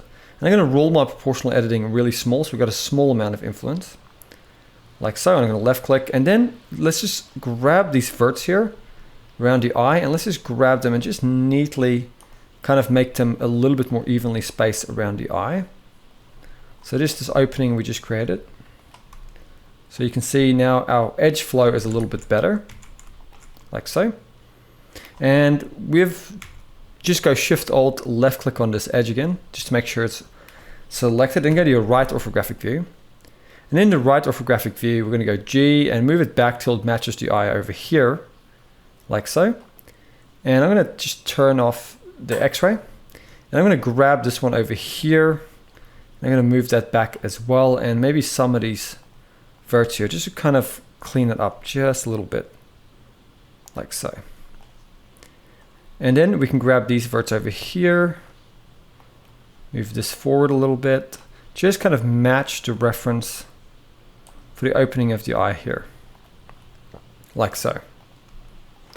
Okay, now we have kind of like this divot in here where the eye sits, and you can just kind of match it best you can from the front and the side views. And you should also be able to come and hover over one of these edges here. And because of the edge flow, you should be able to have a loop go all the way around. You're going to double click to add it in. There we go. And with it still active, you can go Alt S and just scale it out just a little bit like so, to round out the inside of the eyes a bit. Okay, so that was the eye. That was probably one of the more harder bits. But now we can go on to the mouth. So we need to kind of come here where the mouth's going to be. So we're going to go over here, Control R, hovering over this edge, double click to add in a loop. So make sure you add yours in the same place. And should go all the way around, like so. And then you're going to go into your front view, orthographic, and in your X-ray, you should see roughly where the mouth is. So let's go to our face select option, turn off our proportional editing, and let's select this face here, and holding in Shift select this face over here. And then we're going to press E to extrude, S to scale. We're going to go to about here, like so, and then left click. And then we're going to go to our edge select and select this edge, and holding in Shift select this edge at the end here, and then go S to scale it a little bit. And then in your front orthographic, in your X-ray view, with proportional editing, let's just go with those two edges still active. Let's go G, kind of bring them up to match the smile. And then let's go to our right orthographic view, and let's go G and move them back to kind of match that kind of profile here. So you might just have to grab some of these edges on the side, just move them over. So now we have kind of like the beginning of the face here. And now let's go back to face select, grab this edge face in here, holding in Shift, grab the one underneath it.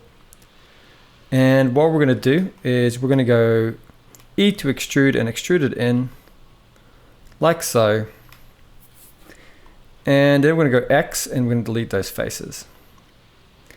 And then hovering over this edge here, we're going to go Control R, and you should see a loop go all the way around. Double click and then go Alt S and just roughly scale out along the normals.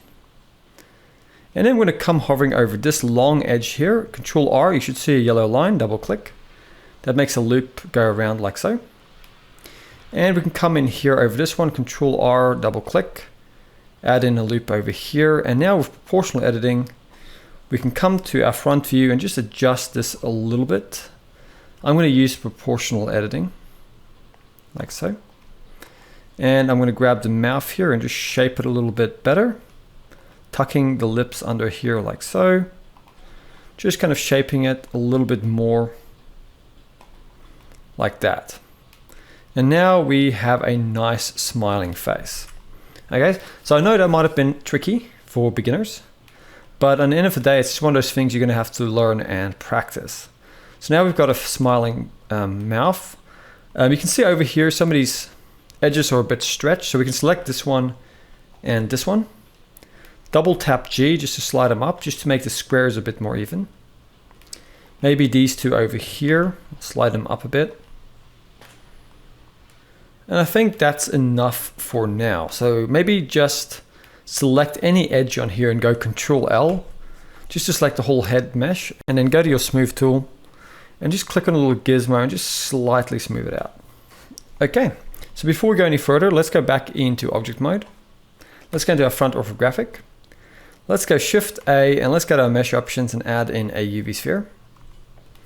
We're going to go G and move that up to the side here and go S to scale it. And we're going to make it about the size of the eye. Okay, I'm going to place it right about here, and we're going to go to our modifiers, add modifier, and go search. And we're going to type in MIR, click on mirror, and then go to the mirror object and click on the eyedropper, and then select the body. Now it's mirroring according to the position of the body. And with this sphere selected, we're going to go into edit mode. With it all active, we're going to go RX90 and we're going to hit enter. So now it's pointing this way, the topology, and that's going to make it easier later to add the materials in the right kind of flow. And I'm going to go back into object mode. And in object mode, we're going to go G and move this over here where the eye should be. If it makes it easier for you, do go into X-ray, if you can see, and I might just actually go Z and go wireframe and just kind of place it where the eyes need to be. And then go to your right orthographic view and then go G, Y and move it forward till it kind of matches the reference here. And then I'm going to press Z and go back into solid view. And there we have it. And with these eyes active, we're going to just right click and we're going to go shade smooth, so I got smooth shading. And you could actually grab the body and go right click and shade smooth as well. But the thing is, we want to kind of see our topology while we're still working. So for now, we'll just right click and go shade flat for now with the body. But the eyes, will give it smooth shading. So now we have the eyes in place. Let's just select the head, go back into edit mode. And now what we can do is with our vertex select option, we can select some of these verts around here, and with our proportional editing, we just go G and just move them around the eye, just to kind of fit them to the eye a little bit better. So I might grab this vertex in here, in the corner, and go G, Y, move it back till it touches the eye. And just kind of close some of these gaps here, just so it fits in a bit better. And then once you have that done, you can go to your edge select option, Shift Alt left click to select one of these edges, like so. And this is optional, but if you want to, you can kind of come to the side here. You can go E to extrude it out a bit, S to scale slightly, like so. And then E to extrude, S to scale, like so. And then E to extrude and extrude it into the body, and S to scale. Now that's optional. You don't have to create an eyelid if it's too tricky for you. But using that simple technique, you can go enable proportional editing again, and then kind of just adjust the eyelids, kind of match how things are looking here. So you can kind of just wrap it around the eye. Once again, if that is too advanced for you, don't worry, you don't need eyelids for this character. That's completely optional. That's just something I'm adding in. But if you feel like you're ready to kind of take that step and model it, go ahead. But like I said, you don't have to add that if it's too hard. Anyway, I'm going to leave it at that. I don't want to go too complicated with this, but you guys kind of get the idea there, kind of just wrapping that around the eye. So make sure to save. I'm going to turn off proportional editing. And what we'll do next is add the nose, make some basic teeth, and make the ears as well. And then we'll go on with the rest. So let's go into our front orthographic view. We're going to go to our face select option. Let's select this face above the mouth here. And in fact, let's go into our right orthographic by pressing 3 on the number pad. And we're going to go Shift D to duplicate. And we're going to place that roughly where the nose is. And then we're going to go S, Y, and we're going to press 0. So S, Y, 0, and that's going to flatten it on the Y. And then we're going to go E to extrude. We're going to extrude it forward and then left click. And in our side view, in X-ray mode, we can just take this face with it still active. We can go G to move it, S to scale it.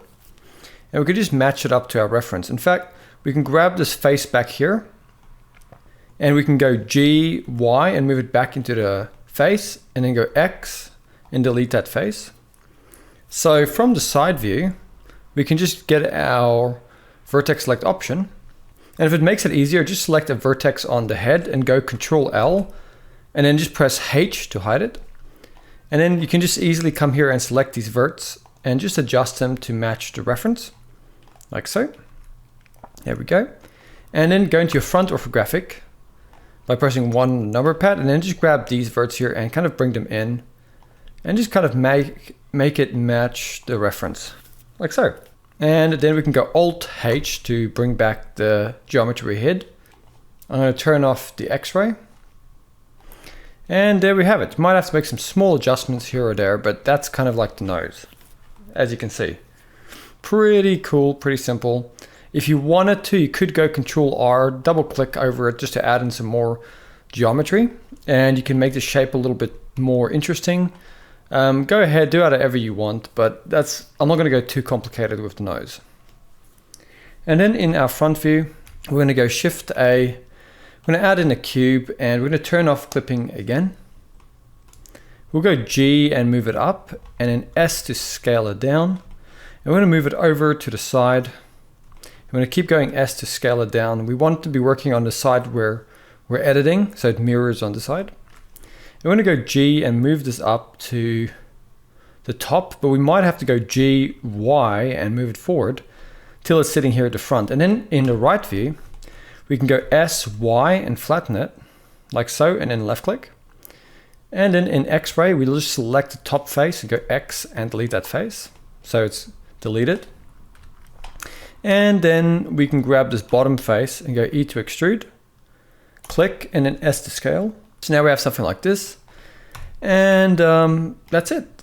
We'll quickly turn off the X-ray, select any vertex on here, go Control L, and then you can simply go in your front view, you can come here and bring it in here, and then G just to move it back and just kind of place it inside the mouth. And you can go R, Z to rotate it on the Z and just kind of give it a bit of rotation. And if you want to, go on the X-ray and you can kind of place it where the reference shows it should be, like so. Completely up to you. And then go Shift D to duplicate it, make another duplication, left click, and then just go G, Y, and move it kind of back in. And if you need to, turn on proportional editing and then make your adjustments if you want. But before you do that, just make sure to enable clipping again under the mirror modifier. And then you can kind of just adjust the lip a little bit, like so. And if you want to, you could open the mouth a little bit more with proportional editing. But just keep it nice and simple, like that. So now we've got some teeth. So I'm going to come here and turn off proportional editing for now. And what we're going to do now is model the ears. So once again, we'll just turn off the clipping. And then inside of edit mode, just go Shift A and add in a plane. We've got clipping turned off, that's important. And then in the front view, we're just going to go G with that plane, move it up, and we're going to go RX90 and hit enter. So we're rotating it 90 degrees on the X, and then S to scale, and make it roughly the size of the ear, and then left click, and then G to move it and place it where the ear is going to be, like so. In fact, we'll model the ear a little bit off to the side. So we'll place it over here. And then we're going to go S, X, and flatten it a bit to make it more of a rectangular shape, like this. And then we're going to come in here, Control R, double click, adding in a different segment, an extra edge in the middle. And let's move this in like so. Grab this one, move it in here. And then we're going to come in here, hovering over this one, Control R, double click. Let's give it an extra edge here. Bring this one in here like this. Then we're going to come in here, Control R, double click. Let's bring this out a bit, and then over this edge, Control R, double click, and let's grab this one and bring that out. Now we've got a rough shape of the ear. Let's go to face select option and select the face on here. Control L to select the whole thing. And then we're going to go E to extrude and Y and extrude it back, just to give it a little bit of thickness, like so. And then let's select all of these faces at the front again, while we're holding in Shift, like so. And then we're going to press I to inset it. And we're going to go about this much and then left click. And then we're going to go E to extrude. We're going to extrude in and left click and then go S to scale. And then we're going to come over here, Control R, double click, add in a loop here, Alt S and scale it out a little bit. And then just press Control L with that edge still selected and select the whole thing. And then with our smooth tool, we're just going to come here and smooth it out a little bit. And now in our front view, enable proportional editing, and let's grab this whole thing and go G and move it in, maybe scale it a bit if we have to. And then with the X-ray toggled on here, you can always come here and just adjust it to try and make it match the reference. And then in your right view, you can do the same thing. You can kind of just grab bits of it and just adjust it till it fits the reference a little bit better, like so. And that's all there really is to making the ear. Very, very simple and stylized ear.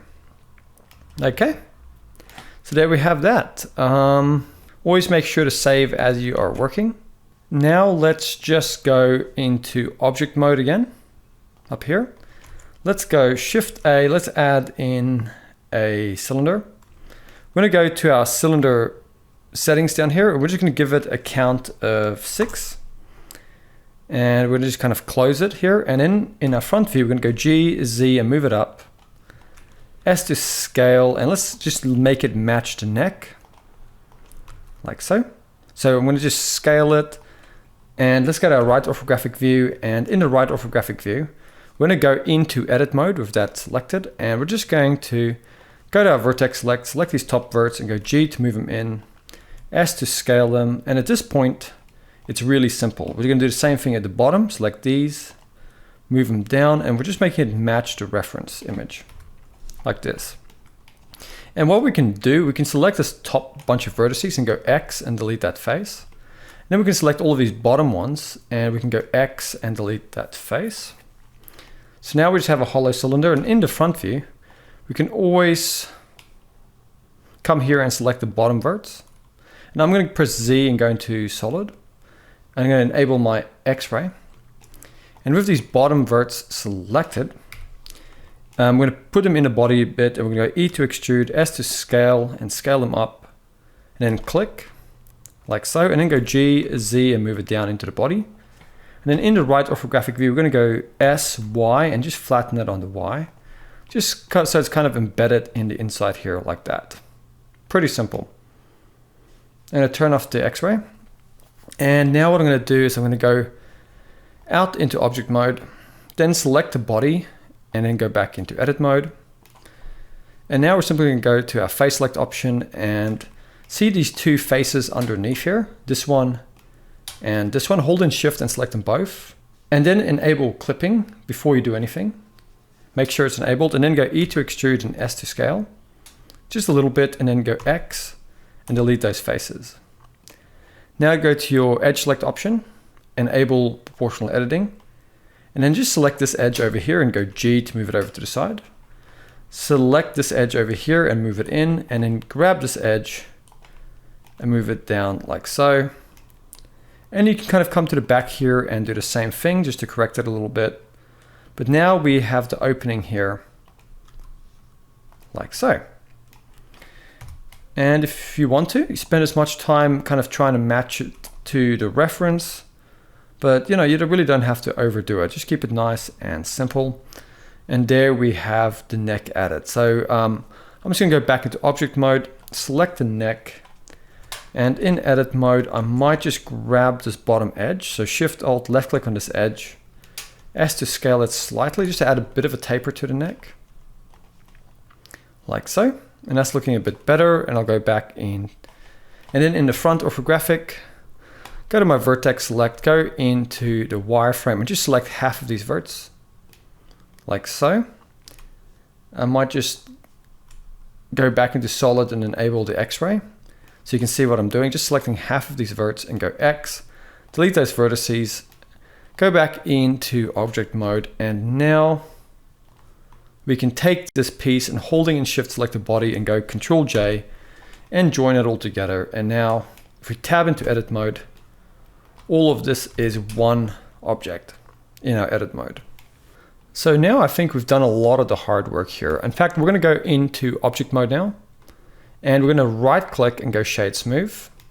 And already you can see our character is starting to look really good.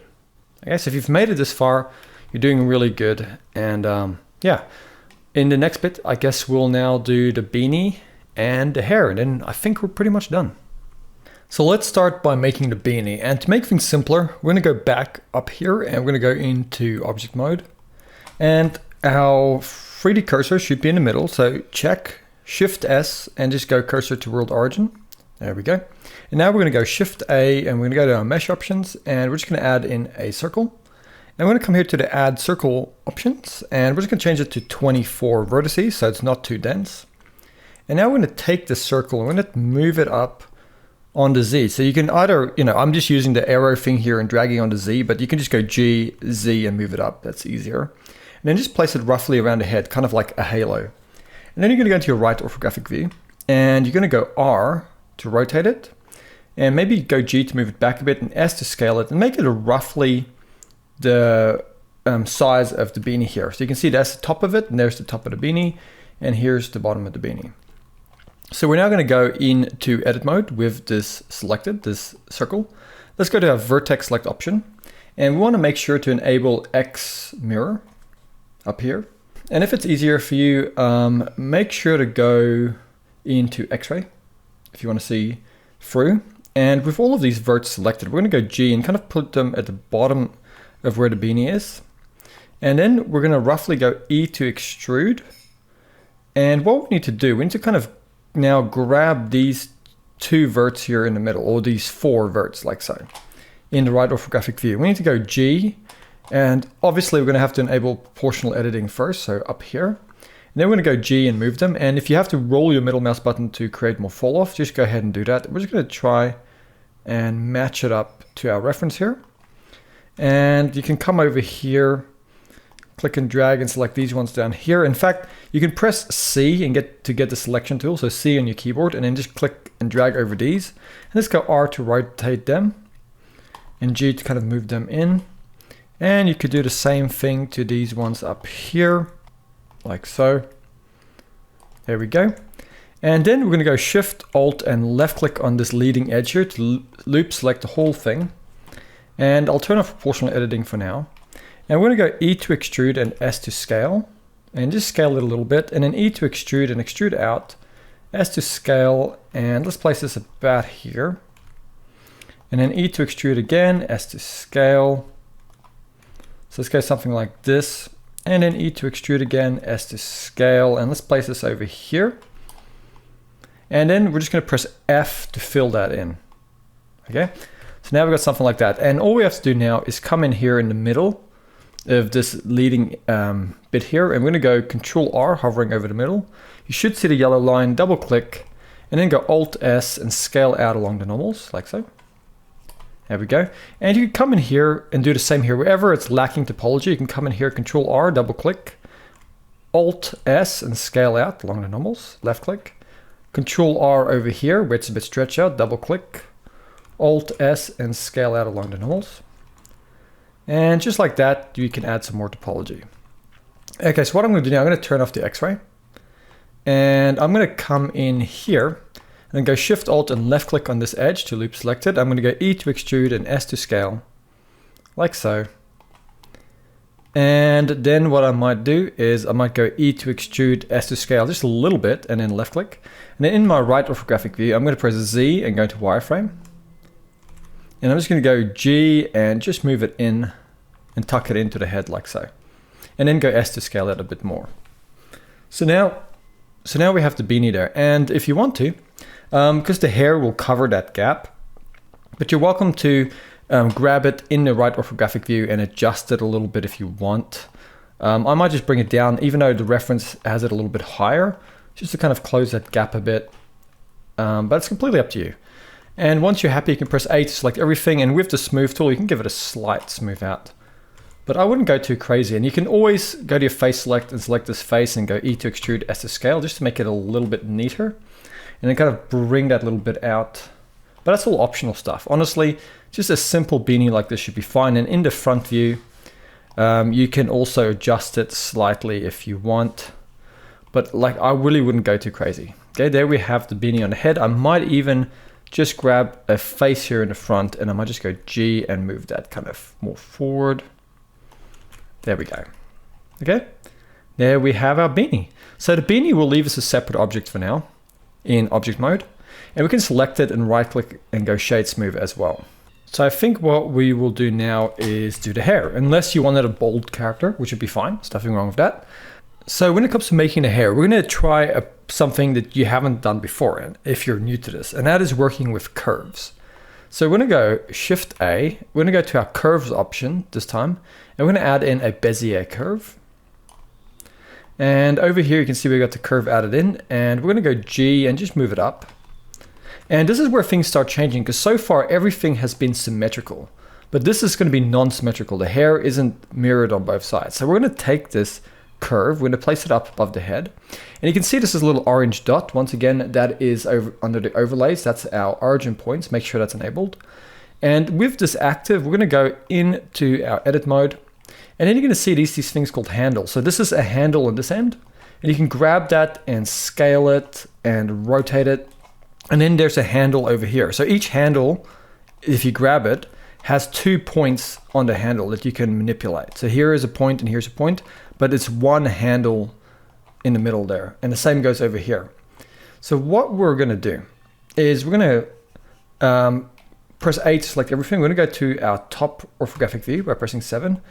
And you see our little origin point there. We want to just go G and move all of this over it until one of these handles is right on that origin point or close to it, like so. And then we're going to go back into object mode. We're going to go over here to our object data properties for the curve. And then we're going to go to geometry. And then we're going to come here to the depth. We're going to give this bevel some depth like that.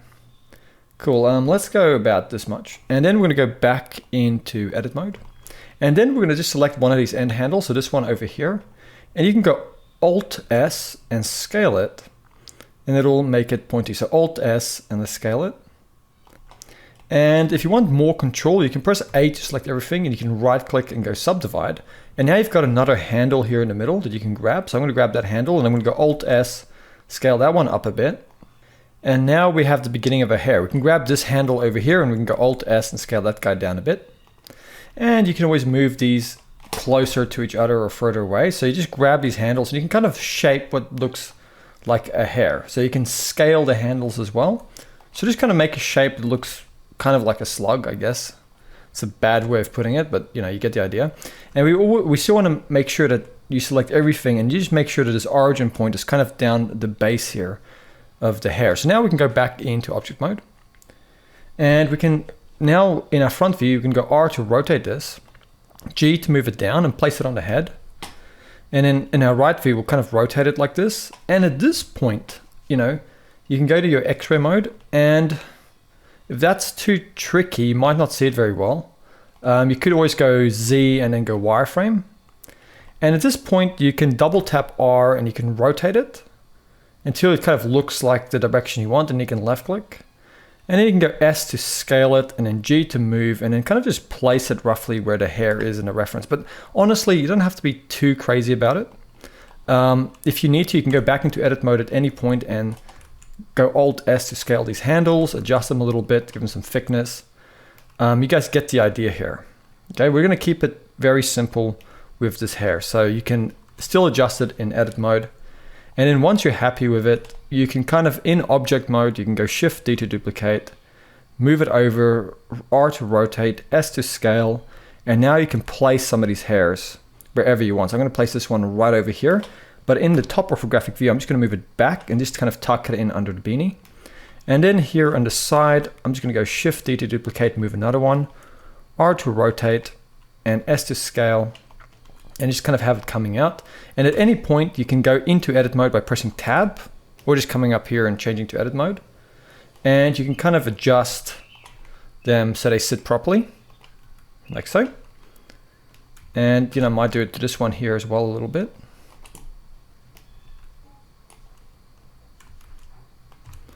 But yeah, at this point, I think you guys can probably figure this out yourself. It's really simple. I mean, you don't have to follow it exactly like me. You can go and duplicate, R to rotate, and you can honestly style your own character at this point by just how you place the hair. It's one of those ways you can add your own personal touch to things. And I might go Shift D to duplicate again, S to scale. I'll go R to rotate and just have one coming out here like so. And for me, the rough reference is usually a rough guide. I don't always go exactly by it. And then I'm going to grab this one. And I might just go Shift D to duplicate it, R to rotate. I'm going to scale it quite small and have this kind of coming out from underneath here. Just like so. And then I'm going to go Shift D and create another one, place it back here. And then in edit mode, I'll just grab the handles and kind of adjust them a little bit, but honestly, don't overthink it. Just keep it simple. That's always going to work good for you if you keep things simple. So might just have this kind of coming past the ear.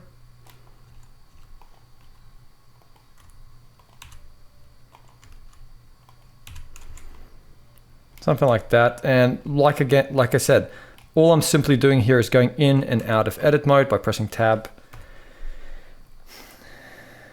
And yeah, you could also grab some of these ones, and in top view, we can go Shift D to duplicate, move them over, R to rotate, and keep rotating till it's around, and then click, and then drag it into the side. And then you can kind of do the same thing here, but just placing it next to or around the ear. Shift D to duplicate, R to rotate. Something like that.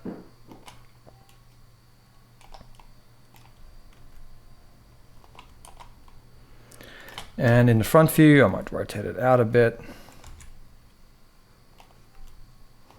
Something like that. Okay, very, very simple to add the hair. And, you know, I guess there's not much more I can say. You can add volume by grabbing them, tabbing into edit mode, selecting a handle, going Alt S, and might bring this out a bit. That's about it. So there we have our hair now for our little character here. So I think that's pretty much it. Let's just select the body again, go into edit mode, and I'm going to turn off proportional editing. And with my edge select, I'm going to go Shift Alt and left click on this edge, E to extrude, S to scale. Just add a bit of thickness, and in the wireframe, I'm just going to go E to extrude in, S to scale. Just so extrude it in, and then I'm going to come here, Control R, click once and just drag, and then left click and then go Alt S with that edge to scale it out. That's optional, but I think it just adds a bit of a nicer touch there. And then if you want to, because just in case the camera is a bit low and it looks like the character is just hollow, you could always grab the shirt here and Shift Alt left click on this edge and just go E to extrude and then Alt S and scale in along the normals a little bit. And you could do the same with the skirt. So it looks like it has a bit of thickness. You can go E to extrude, Alt S. Once again, that's all optional. And then you can go Shift D to duplicate and bring this all in, and then press F just to fill those faces. And then go G, Z and bring it up. Once again, you don't have to do that if you don't want to. I'm just adding something here just so it doesn't look completely hollow. And I might just grab these legs, E to extrude and extrude it up a bit. But honestly, that's just little extra details. At this point, if you wanted to, you could come with your proportional editing now and just adjust everything until you think it looks good. If you want to, you can go Control R, left click, and always slide in extra edge loops if you want to add in more details. But that is at this point completely up to you. Everything else you do here is just little details that give it your own kind of like neatness standard. So how much you want to spend time on it, how many extra bits you want to add, how you want to work on the topology. But honestly, I wouldn't go much further than this. If you've made it this far and you're absolutely new to it, I think you've done really well. So I think what we'll do now is we'll go back into object mode, make sure to save, and let's select our beanie. And we're going to go into our top orthographic and we're going to go into edit mode. With our face select, we're just going to go into X-ray and we're just going to select half of this perfectly down the middle, and we're going to go X and delete those faces. And we'll just delete this little face in the middle here. It sticks out. And then we're going to go back into object mode, turn off the X-ray, and with this half a beanie here, we're going to hold in Shift with it selected and select the body and go Control J and join it together. And now it shares this mirror.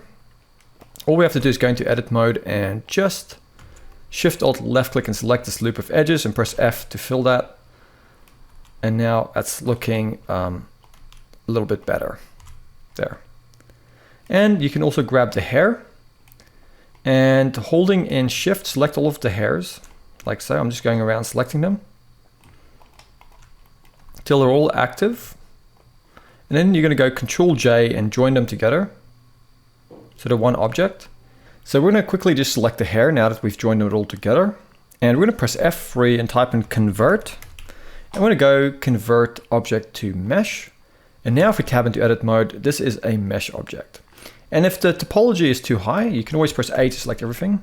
You can press F3 and go unsub and go unsubdivide. But I think I'm just going to stick with a higher topology like so in the instance of the hair.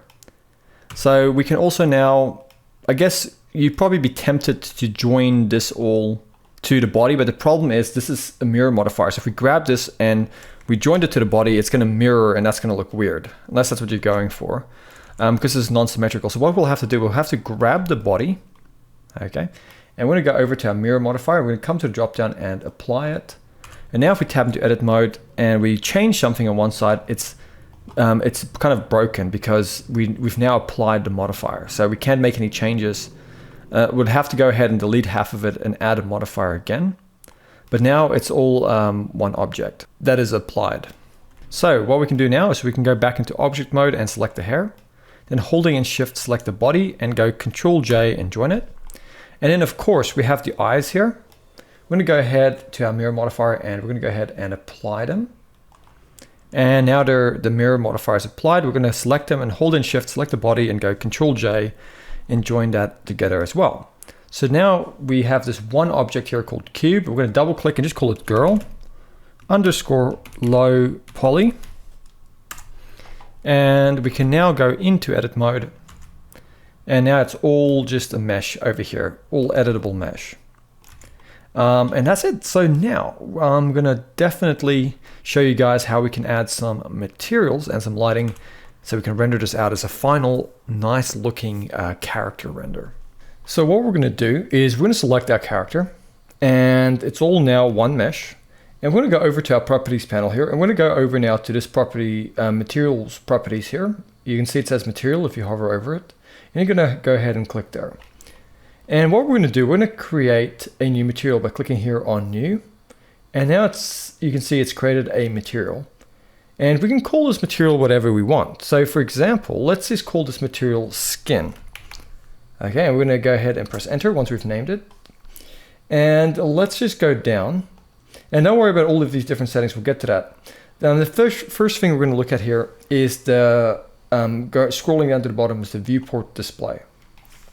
Now in Blender we can render things, and we'll get to that in a little bit, but in the viewport here, just as we're working, you can actually see a viewport display of the material. So now, because there's only one material on here, everything has the skin material. So we can come here to the viewport display, and we can change the color. So, I'm going to make it kind of like a blush kind of color, maybe a little bit reddish, something like this.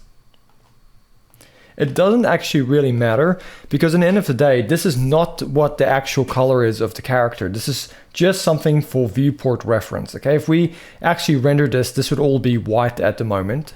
Or in this case, it's grayed out because we have no lights. Because if you go up here to the surface, the base color here at the top under the surface is the actual place where we change the color. So for now, we're just going to add these placeholder materials before we actually do any of the materials themselves. Okay, so now that we have the skin material, if we want to add another material, we have to come here and go plus and then go new. And now we have another material, and let's, for example, call this one boots. Yeah, let's say this is going to be the boots. And then we can come down here to the viewport display with the boots selected. And let's come to the viewport display and make it kind of like a brown kind of color. So we're going to click here on this color tab. I'm going to come and make it kind of like a brown color, make the value a little bit darker. And now we can go into edit mode. If you want to apply it specifically to the boots, we need to select the boots. An easy way to do that is to select a face or an edge or a vertex on each one. So holding in Shift, select an edge here and an edge here. As long as you have them selected, you can go Control L and it should select all of this loose geometry because it's all not attached to the rest of the stuff here. And then under our materials properties, we can just go up and we can make sure over here we have the boots selected. And then we can click on assign and now it has that material. And we can do the exact same thing. So while we're in edit mode here, we'll stay here for a bit. Let's go plus, create a new material, and let's double click and let's call this shirt. And let's just go down to our viewport display and let's make that kind of like a green color, like so. And then let's select an edge or a face, a vertex, doesn't matter, whatever, on the shirt and go Control L or Command L, and that's going to select it all because it's a separate piece of mesh. We can click on the shirt and then go assign. And now we have that. So let's keep going. Let's grab the pants here. So a face here and a face here. Maybe a face under here. And also holding in Shift, let's select the sleeve here. And still holding in Shift, let's select the sleeve over here. Then go Control L, and now we have all of that active. Then we can go plus. Let's create a new material and let's call it shirt. Or maybe let's call it sleeves. Okay, and then let's go ahead and assign it. And then under the viewport display, let's just kind of make it a yellowish yellowish kind of creamy color for now. You can do whatever you want, but I'm just going to go something like that for now in the viewport display. And then let's select a face on the skirt, go Control L, and then let's go plus, create a new material, and let's double click and call it skirt. And let's go ahead and under the viewport display, maybe make it blue and then assign. There we go. And then let's come over here and select a beanie, a face on the beanie, go Control L, plus, new, and let's call it beanie. And for now, I'm just gonna go to the viewport display and make it kind of like a purplish kind of blue, and I'm gonna go ahead and assign, like so. And then I'm gonna select a face on the hair, and I'm gonna hold in Shift, and I'm just gonna select a bit of every piece of hair. So I'm gonna click here, here, here, here, maybe this one over here, just so it's all active. And then I'm gonna go Control L or Command L, and now I have it all selected. And I'm gonna go plus, I'm gonna go new, and I'm gonna call it hair. I'm gonna go over here and make kind of like a reddish brown color, and I'm gonna click on assign with that active. And now let's go ahead and click on the eye. And holding in Shift, let's just select another face on the eye and go Control L. Let's go plus and then go new, and let's call this eyes. And let's go ahead and assign, and we'll leave this one white because it is white. But what we're going to do, we're going to go to our vertex select option, and we're going to select the vertex in the middle, and holding in Shift, select the vertex in the middle here. Then we're going to go Control plus or Command plus to grow the selection, and we're going to keep going till we've grown it about this much. And then we're going to go plus and new, and let's call this iris. And let's click on assign, and let's come here to the viewport display. And you can make the eyes whatever color you want. And with them still active, we're going to go Control minus or Command minus until we only have a little bit in the middle selected. And then we're going to go plus, we're going to go new, and let's call this pupil. And let's go to the viewport display and make it black, and let's click on assign. Like so. And then we just need to come and select a vertex on each one of these teeth, holding in Shift, and then go Control L till they're all active. Then go plus and then go new, and let's call it teeth. And let's just go ahead and assign. And there we have it. Let's now go back into object mode. And if you ever wanted to change things, like I think the pupils here look a bit weird, so I'm going to quickly go back into edit mode and just select the vertex in the middle and here as well, holding in Shift. Control plus, so now both the pupils are selected. I'm going to go over to my transform pivot here and change it to individual origins. Then I'm going to press S just so I can scale it up. And now going back into object mode, I think that looks a little bit better, like that. Okay, so now all we have to do, what we're going to do is we're going to come over here and turn off our reference so we don't see it by hiding it over here. And we're going to go ahead and click on the main collection, and we're going to go Shift A. We're going to go to our light options over here, and we're now going to add in a light. Let's add in an area light. And in our front view, orthographic, with this light active, we're going to go G to move it, left click. And just like we learned in the very beginning, you have to press G to move, R to rotate, and S to scale. So let's do that, scale it up a bit. And then with your light selected, you can go over here to this little light bulb, which is the object properties for the light. And under the light here, we're going to come to the power and make it 120. And now that we have that done, let's go over to our render settings. At the moment, the engine is set to Eevee, but we're going to go with something called cycles, which is a bit more realistic.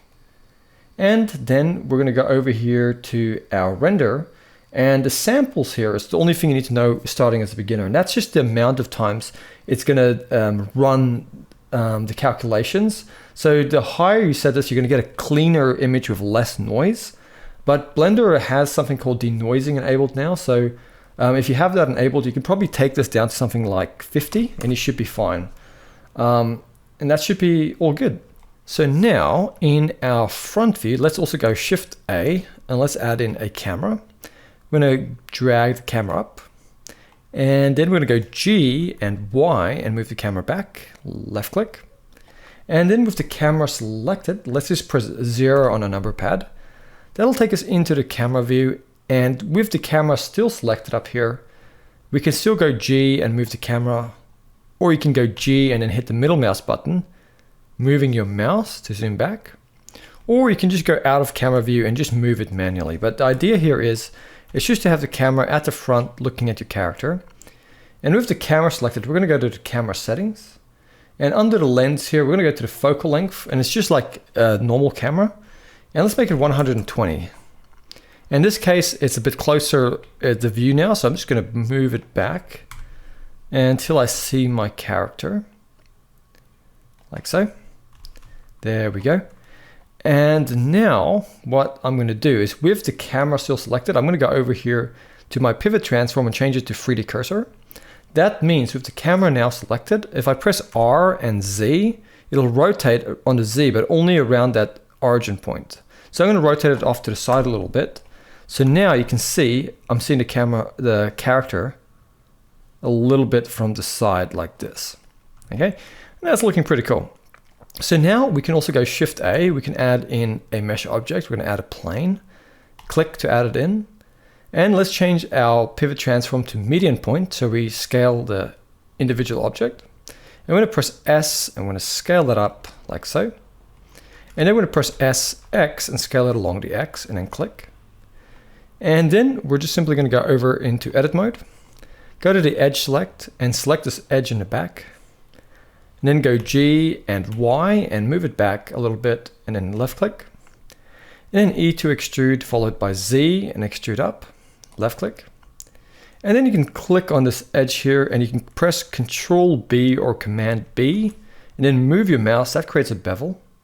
And then you roll your middle mouse button to add more segments, and then you just left click. And then you can go back into object mode. You can right click and go Shade Smooth. And now let's go into our camera view. And once again, I'm just going to select my camera, and you guys can adjust your camera however you want. So the camera positioning is completely personal preference. But I'm going to go something like this. Okay, so now we should be able to go Z. So press Z on our keyboard. Now, instead of going wireframe or solid, we can actually go to rendered. And now we can see our character here. And what we're going to do while we're in rendered view and we're in the camera view, we're going to go Control B or Command B. And you can just drag over the camera, and that's going to limit the rendering to the camera and make it a little bit less noisy for us. Okay, but with our light here, we're going to have to click on the light. And I'm going to go over to our light properties here, and let's go to the power and increase it to 300 by typing it in. And then what we're going to do is, with the camera, the light selected, let's just go over to our pivot transform, change it to 3D cursor. And now if we go Shift D to duplicate this light, right click to let go, we can go R and Z and rotate it along the Z, and we can keep rotating it till we kind of have it coming from the back. And that's going to give us some nice rim lighting here. And then we're going to go Shift D to duplicate again, and then R, Z, and rotate it even more till it's kind of coming from the front, and then left click. And then we're going to go and take that strength down to 120 with this new duplication selected. So now we have a character lit up here. Now we're just going to left click on the character. We're going to go over to our materials, and now we're going to start all the way at the top with the skin by clicking on that material. And we're going to come here to the surface now, and we're going to take the base color and we're going to give it a color. So we're going to click here, and now you can add the skin color. You can make it whatever skin color you want, like so. Then we're going to click on the boots, and we're going to come here to the base color, and I'm going to click here and make it brown. I'm going to bring the value down a little bit. I'm going to click on the shirt. I'm going to make it a greenish kind of color, make it a bit darker in the value. I'm going to click on the sleeves, and I'm going to make them yellowy kind of orange, like so. And then I'm going to click on the skirt. I'm going to go to the base color and make that a nice blue, make it a bit darker in the value. And I'm going to click on the beanie. I'm going to make that a purplish kind of color, make it a bit darker in the value. I'm going to click on the hair. I'm going to make that reddish, like so. I'm going to click on the eyes. I'm going to come here to the base color. I'm going to leave it as white, but I'll come to the iris and then come here and make it kind of like a green, maybe something like that. And then I'm going to come here to the pupil. I'm going to come to the base color and make it black by dragging down the value. And then I think if we go any further, we should probably select the eye over here. and then come down to the surface, and we're going to take the roughness all the way down to 0. That's going to make the eye more reflective, and we're also going to do the same with the iris. I'm going to come here to the roughness and drag it all the way to 0, and the pupil, we want to click on that, and we also want to take the roughness down to 0. So now you can see that these materials on the eye are really reflective, which is what we're looking for. And with the teeth, we could just leave them as they are, or you can give them a little bit of an off color, just so that it doesn't look too white. But I think that is kind of what we're looking to do here with our character. And that's it. If you wanted to, you could now come in here and you could very easily create more materials. So I can make a material called Beanie, and I might call it Beanie 2. And I could always come in here to edit mode, and I could select some of these faces here looping around, and I could always assign that material, and in the viewport, you know, change it to something else, and then up here in the viewport and in the actual surface, change it as well. And now I have some more contrasting colors here on the beanie. I might grab the iris and just make the base color brown. I think that looks a bit better on this character. I'm going to go with brown eyes here. And under the viewport display, I'll change that to brown as well. But what you want to do with your character is completely up to you at this point. I think that's looking pretty good. So what we're going to do is we're going to select our camera. We're going to go over to our camera settings. We're going to enable depth of field and then click on this little eyedropper. We can click on a character, and now if we bring this f-stop value really low by dragging it down, we press Z and go rendered. We're going to have this nice soft focus in the background because we've got this focal blur. Okay, and with that done, we guess we can now press Z and go into solid view. And now we can go render and click render image up here, and Blender will now render our character here. And there we have it. There is our basic little character rendered. We've added some materials, and I think it looks really good. So I hope you guys have enjoyed this beginner's tutorial. I'll be making sure to add this finished file as well into the description below. So if any of you guys were following along and you got stuck, you can also go to my Gumroad link in the description where you can get this finished character, so you can open up the blend file and have a look at anything if you get stuck. That will be for free, but if you wanted to add a certain amount in the Gumroad to say thank you, I would also really appreciate that. But it's completely up to you guys what you want to do with this course now, where you want to go with it, how you want to build on this knowledge, if you want to go on with Blender or maybe try a different software. But I definitely think it's worth trying some other tutorials as well, now that you've got some of the basics out of the way. And yeah, if you've made it this far with making a character, make sure to share your result on the Pixo3D Discord community. You'll also find a link to that in the description. And you can also check out some of my stuff on Skillshare if you want to go more advanced. All of that will be in the description.